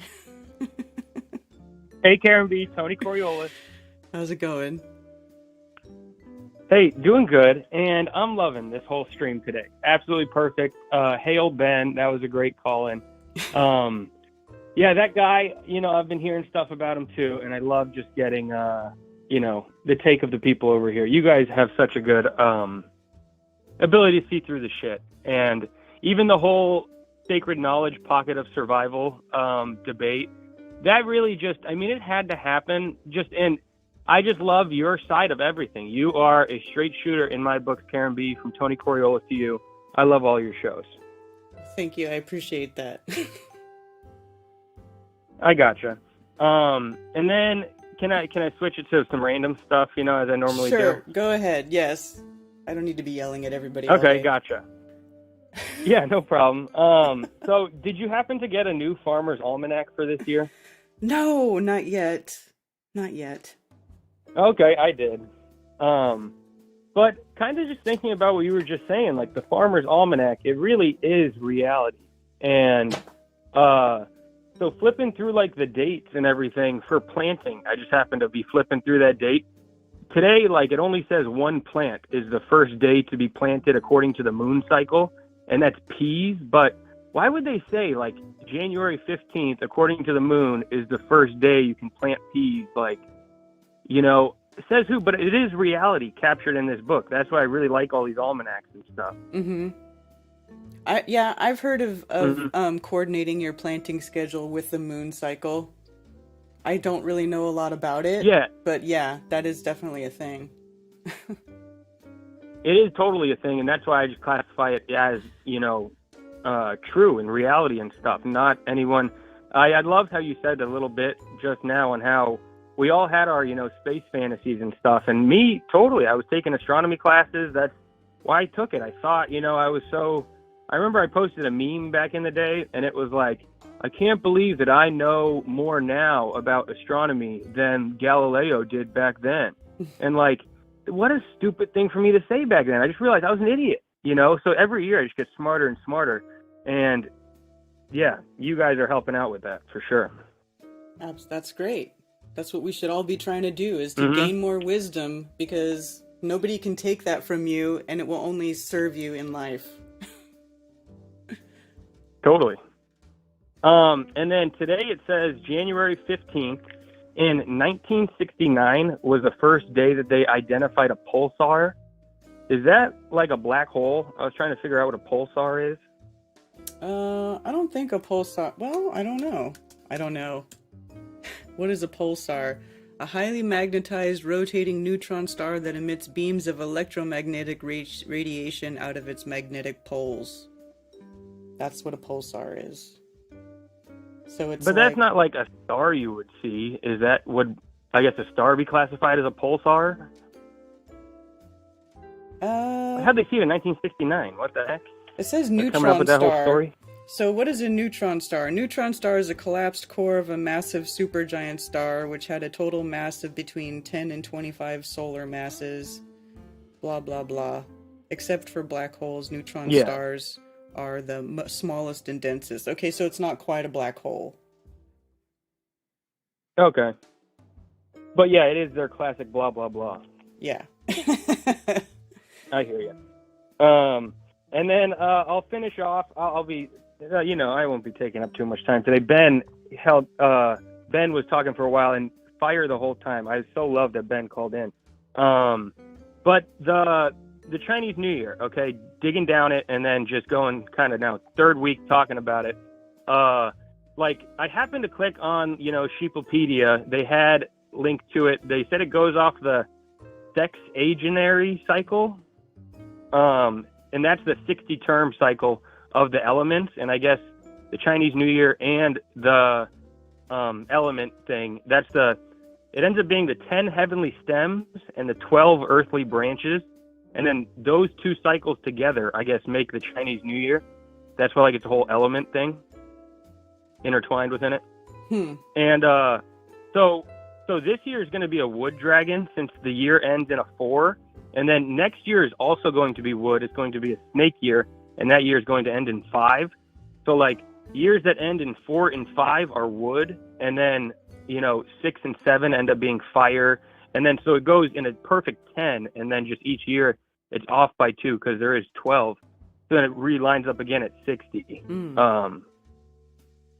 But yeah, I'm really digging this stuff, and just for the quick number calculations in your head, I've always kind of been okay with that. It really is built for that. I kind of know 1 year, and then I can kind of just add a couple or whatever and figure it out. So maybe in a year I'll be at that, but right now I'm just training up. Yeah, that's cool. I like that. Well, okay, I'll leave you off with, it says, since you're fire, it says that your direction is south, your color is red, the body parts that are best for you are circulatory system, heart, and small intestine, and your season is summer. My season is definitely summer. Pretty good. I figured you'd like that, yeah. Mine, it says winter, and I'm like, what the heck? I don't like winter, but yeah, summer's a good one to have. Yeah, that's cool. Thank you. Yeah.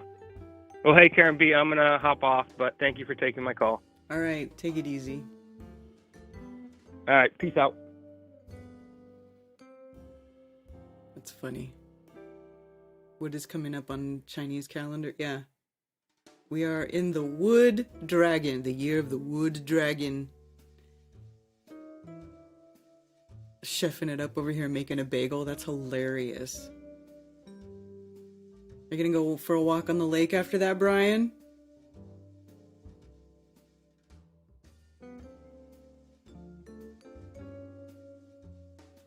Polaris is 3 or 5 stars now? What?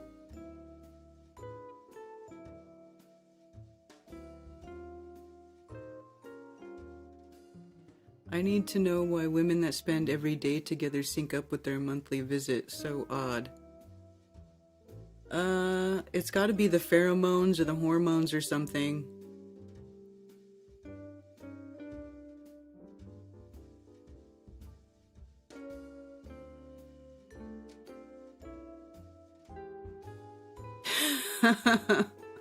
No walk? Shocking. Yeah, everything's closed today. Yeah, so I'm just gonna, after this, I gotta go run some errands, and then I'm gonna continue to, I gotta start breaking down everything in my office. I gotta move a ton of stuff.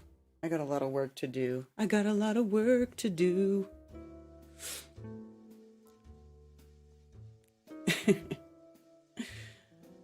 Alright. Oh, hey man, Rockfin logged me out, man.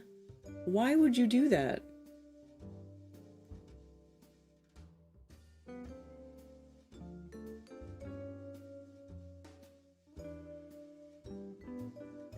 Is it still going?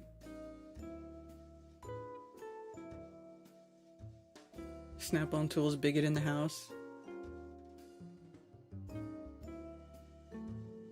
I think Asteroid was fiction to keep us in perpetual fear of sky and space, yeah. You come here for feisty Karen.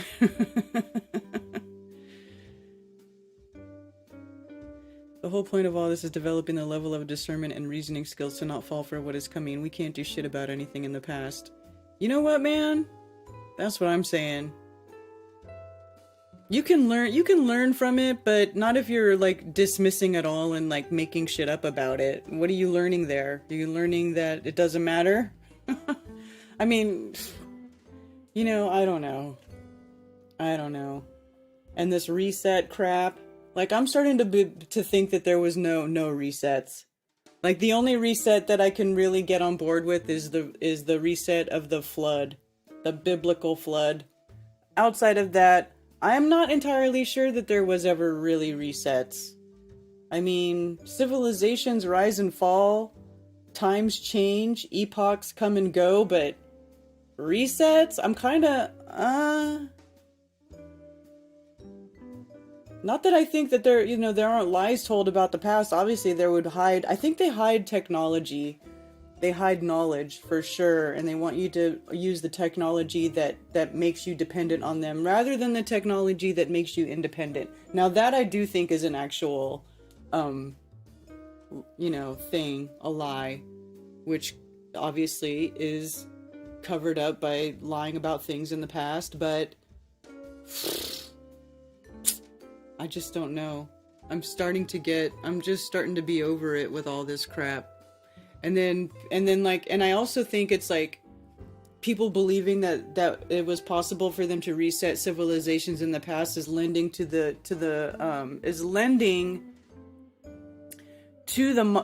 mentality that they can do it to us again, right? Because they're trying to impose their own type of reset, right? And then in the meantime, we're all going, oh, there was a reset back then, and it's like you guys are just giving them too much power. I feel like that, in like a sort of indirect way, is you're giving them too much power, too much credit that they could reset everything and everyone, and you know what I mean?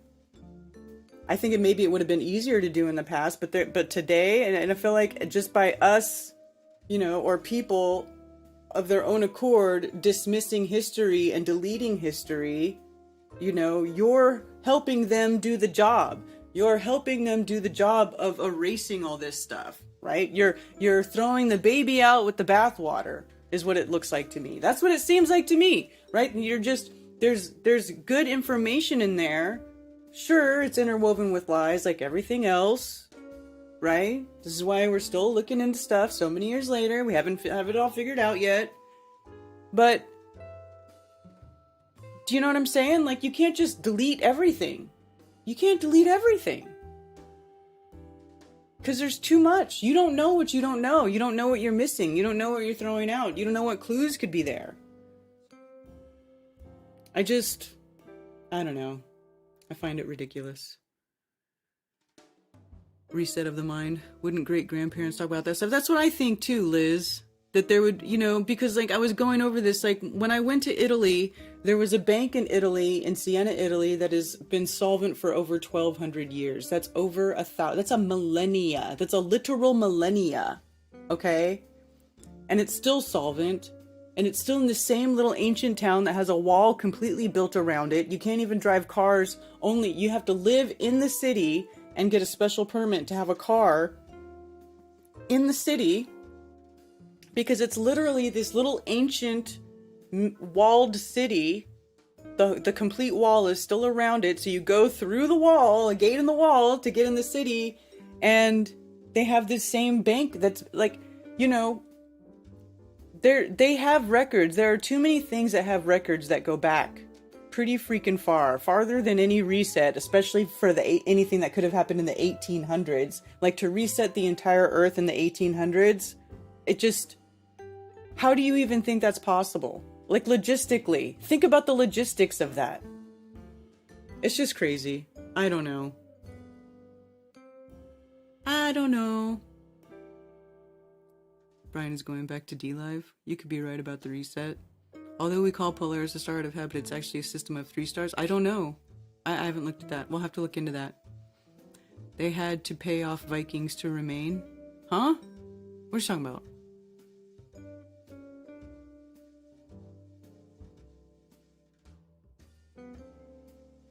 People love being yelled at.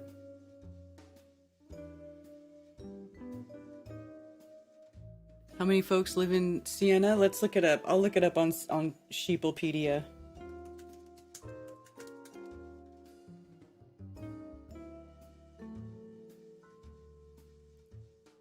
So here, this is, look it. So here, this is the Piazza del Campo where they have this really famous horse race once a year. What happened to the pictures? Oh, I see. It's a flag. So it's right here in Italy. Okay.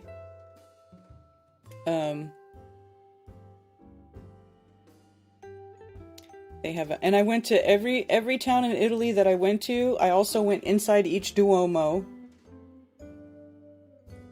So does it have a population? Right now, 53,901.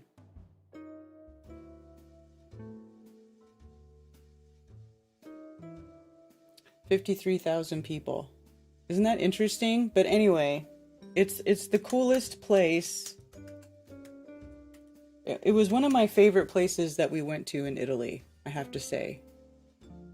It was one of my favorites because it was so cool. The whole city was just this ancient walled city, completely surrounded. Every building was super old. It was just the coolest looking place. So here, let's see.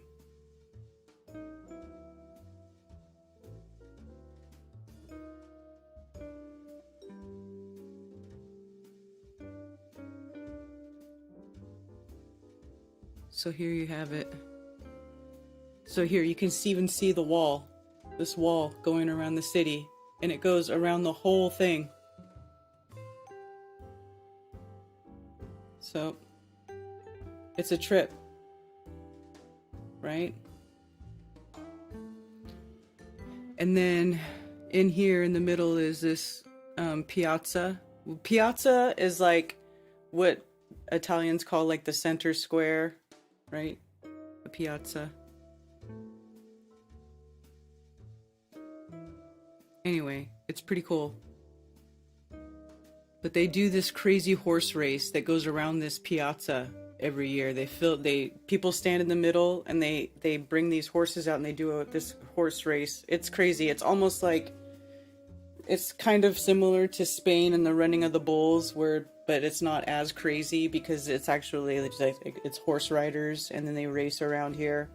So it's not entirely like as crazy, but it's pretty interesting. Let me see if I could find Piazza del Campo race.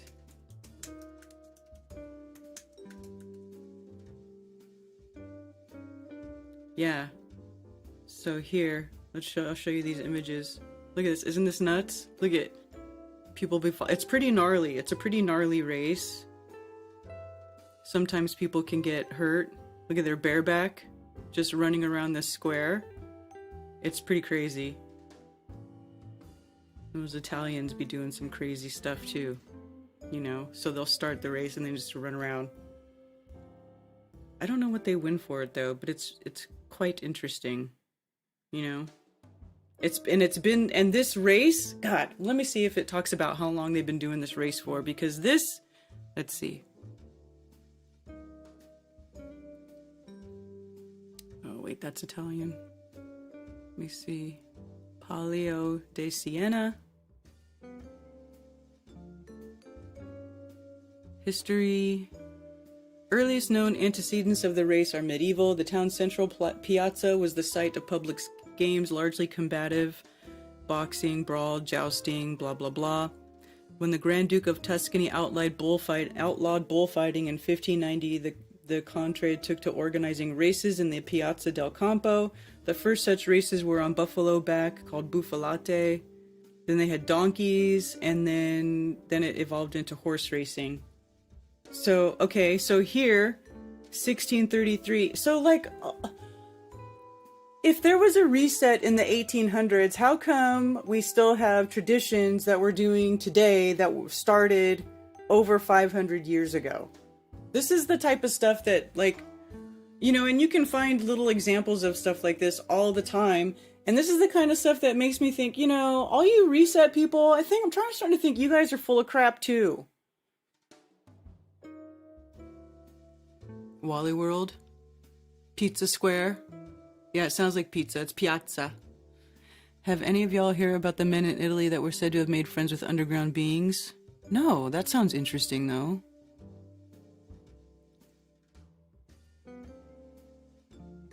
Horse racing to recharge area.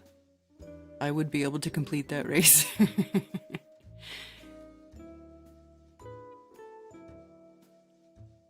Matera and Bar. Yeah. Man, I would love to go back to Italy. I would love to go back and go to some of those really old towns, you know? So anyway, if there was a reset in the 1800s, how come? How come stuff continues from, like, before that? I don't know.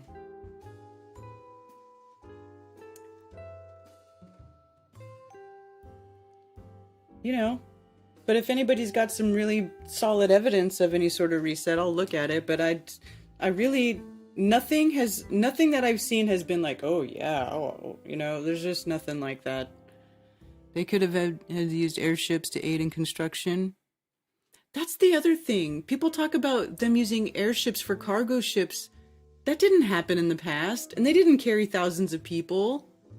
Like, who is lying to you people about this stuff? They're trying to do cargo airships now, and they can barely do it. They're spending millions and millions of dollars on developing these cargo airships. Didn't I show you guys this? I did a whole thing. We spent a whole day on airships on one of these episodes. Airship, cargo ship. It's like air whales or something. This one. Lockheed Martin. Cargo ships. Emergence of cargo airships and opportunity for airports. So anyway, they're developing it. I mean, look at this beast. But as far as I know, there was no carrying, like, actual heavy cargo airships in the past. And they didn't carry thousands of people. They carried, like, a few hundred, including the crew. It was like a luxury. It was a luxury thing to get a ticket on an airship and cruise over the plane. You know, that's why. There's other reasons why they would have discontinued airships. You know, they had problems with it. There was a lot of airship accidents. They hadn't, you know, there were issues with it. United States of Lockheed.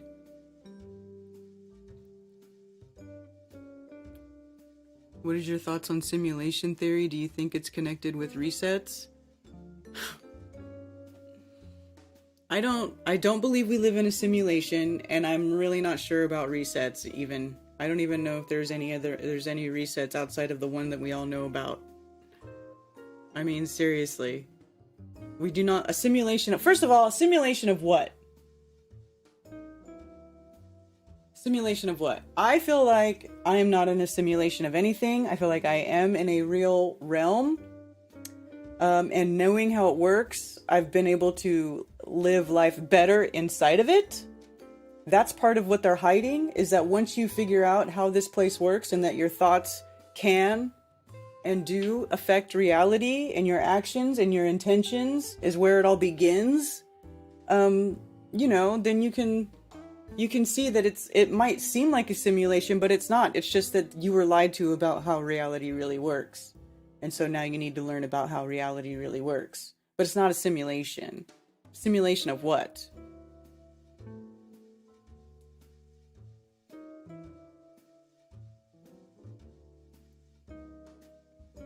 Do you all see how slow cargo military jets take off and flies? They look like they're going to fall out of the air. Yeah.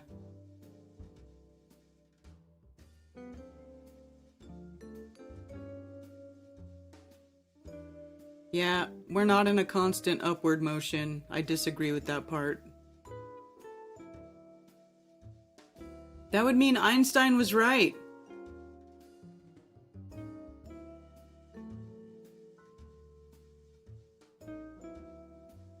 There's a tavern in Manhattan that's been there since 1719. Bullshit, Scooter.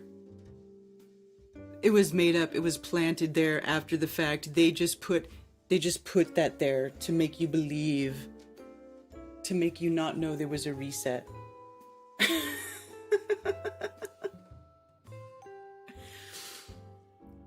That's what I'm saying, man. How do you know I don't know. It's like you gotta at some point, where do you stop undoing everything? Like, do you just want to be like, I don't know.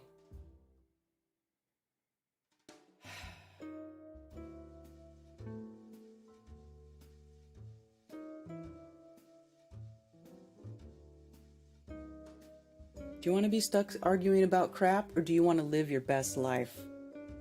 Ask yourself that. Do you want to waste your time looking at dumb stuff, or do you want to live your best life? Do you want to be the best person that you can be? Do you want to make this world a better place? That's what's up. MILFs think the whole... Oh, Crypto MILF! Shout out to Crypto MILF! You are so right, MILFs think the whole simulation narrative is just a distraction.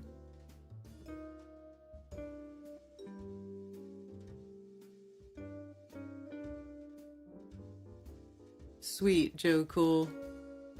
Yeah, man. I feel like these people all want... everybody's just trying to sell their books, sell their fantasy, I just can't get down with all that. This is faunolite porphyry, by the way. Makes little Jew stars. Isn't that cute? Anyway. Yeah, faunolite porphyry, and then...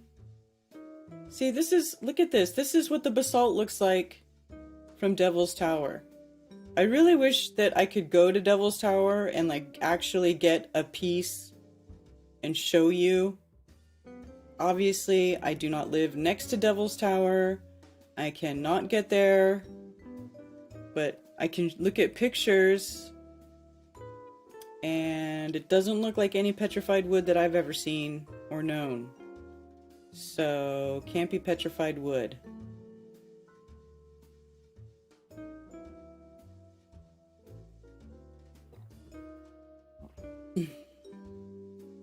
Interesting though. Maybe this erupted during the flood. Maybe it was part of the re-stabilization of getting all the water out of the realm, because you have to let it out and in and change pressure and whatnot.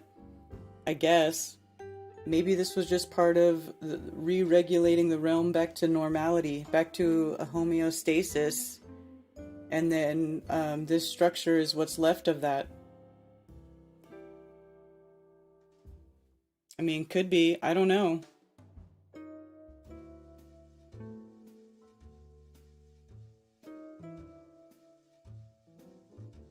But it's not a tree. I know that. I'll grab you one when I go by next time I go there regularly. Oh yeah, Ben, that would be awesome.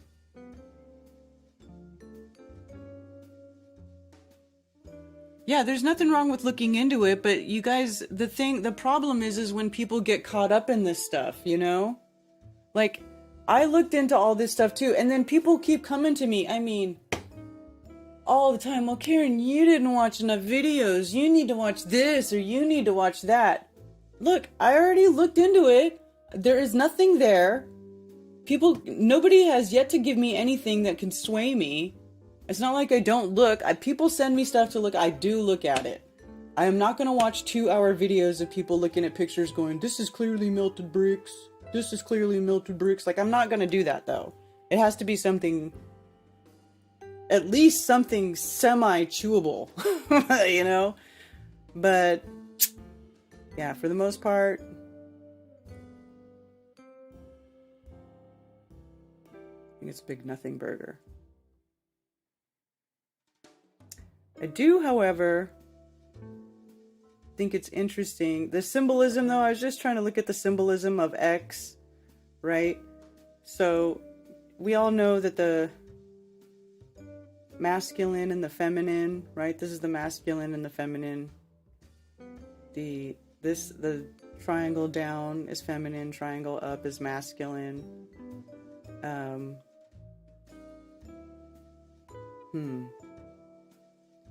When they lay over, they make the 6-pointed star, the hexagon in the middle.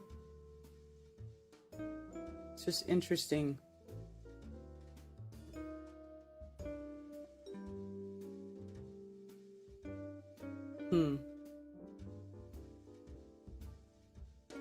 Anyway, I don't know. Something to think about. You haven't seen enough because you don't believe. Yeah, exactly. That's what I get told all the time. You haven't looked at enough pictures. You haven't watched enough videos. Well, you know, I guess it has to happen. You know, and it really, the bummer thing about it, though, is that people get so invested in these theories and ideas that when you don't go along with it, like, it's funny because, like, a lot of people, they were all in on this for a while, and then, you know, then they talk to me about it, and I'm like, what you talking about? And then they get upset because you're not going along with it. Well, anyway. Hey, listen, I'll be right back. I gotta check on something.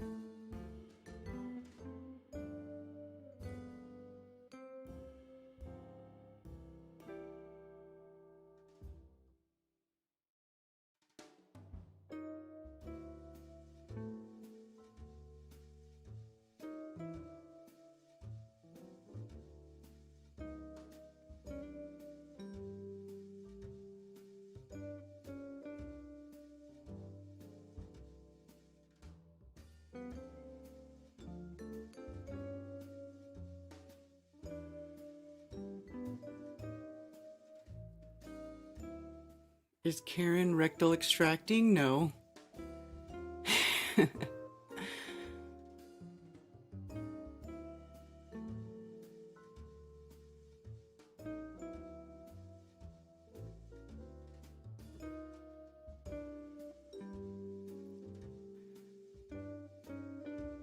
Yeah, you're a gatekeeper causing division, or I got called an agent. I had a bunch of people who used to be my friends who came to my events and were all happy-go-lucky and like having the best times, and then afterwards, because I wasn't down with meltology, I became an agent here to cause division and a gatekeeper and blah blah blah. Well, no, I just don't agree with that theory.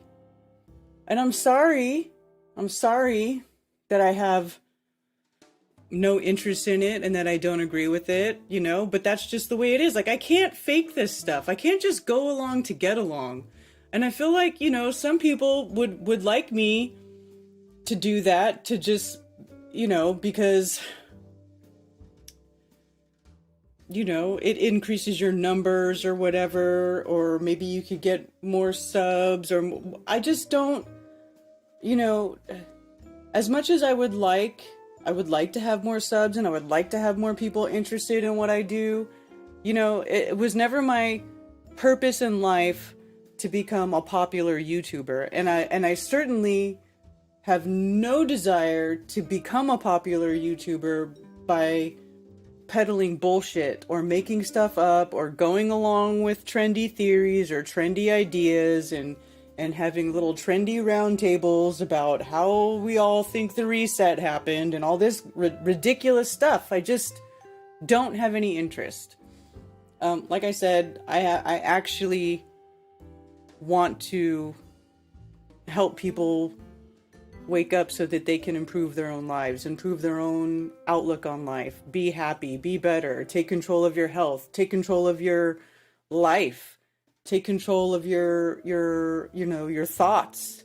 Because what happens in life, we all get programmed, we all get put through these systems, and we get these ideas implanted in our heads, and our thoughts are not our own until you wake up and realize what's happening. And then you go, oh, hey, you know what?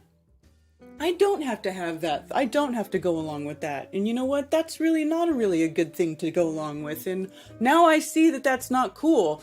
Well, that's what it's all about. Right? You are. Oh, thank you, Taken Back Eden. You are a true blessing to this world. Thank you so much. Heavenly Father, bless you and yours always. If you were going to agree with anything, you'd be a Globie.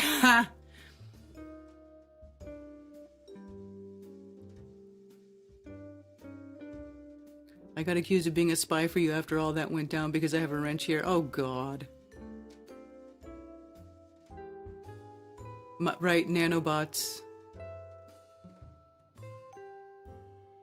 Agent Karen.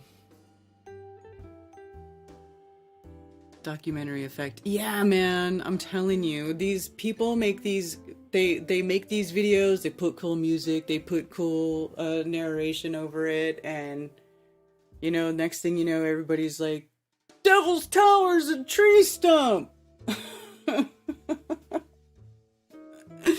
Even though there's, like, actually nothing to say that that is actually a tree stump. It's pretty funny.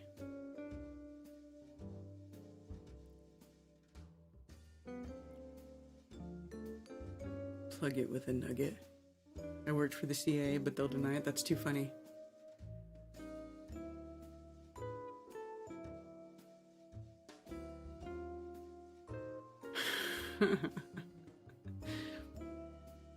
Anyway. I think I'm gonna wrap it up. I've been yammering on enough today. I'm gonna get on with the rest of my day and start working on my stuff. I have Strange World tomorrow night at 10 p.m. with Mark Sargent. We'll see if I can get my stuff relocated before that or not. Hopefully I can. So anyway, thank you all for being here. Thank you for your support and for watching and for, you know, appreciating the fact that I don't want to blow sunshine up your ass with a bunch of made up stuff. And that I look at these things critically, man. Everything that comes across, I want to put it through the same ringer that the globe went through. And I don't understand why all of a sudden, when it comes to these different subjects, the standard of proof or the standard of evidence is so low or not even there at all. Everybody's just willing to accept these things. And I'm just not. I'm just not. Okay, I didn't jump from one lie to get led by another lie, you know? So anyway, have a wonderful day. Join me back here tomorrow, 10 p.m. Eastern, 7 p.m. Pacific, for Strange World with Mark Sargent. Maybe my background will look different, maybe it won't. Kind of leaning towards it won't. This is a big job I've got going on, moving everything around here. So anyway, I hope you all have a wonderful week. Don't let the man get you down. Don't be dazzled by bullshit. And keep it flat. All right, you guys. Peace. And for those who wish to send me stuff through snail mail, you can send it to P.O. Box 10, Earl, North Carolina, 28038. There are also links below for Flat Earth merch, and you can send me donations. And I do appreciate all the support. Sincerely, thank you very much. Also, please go to flatearthfestivals.com for all information about upcoming Flattoberfests and Flat Earth-friendly local meetups. If you are organizing a local Flat Earth meetup, email me at flatearthfestivals@protonmail.com with your meetup information to have it listed on the website for free. For everything else, you can email me at karenbfe@protonmail.com. Thank you for being here.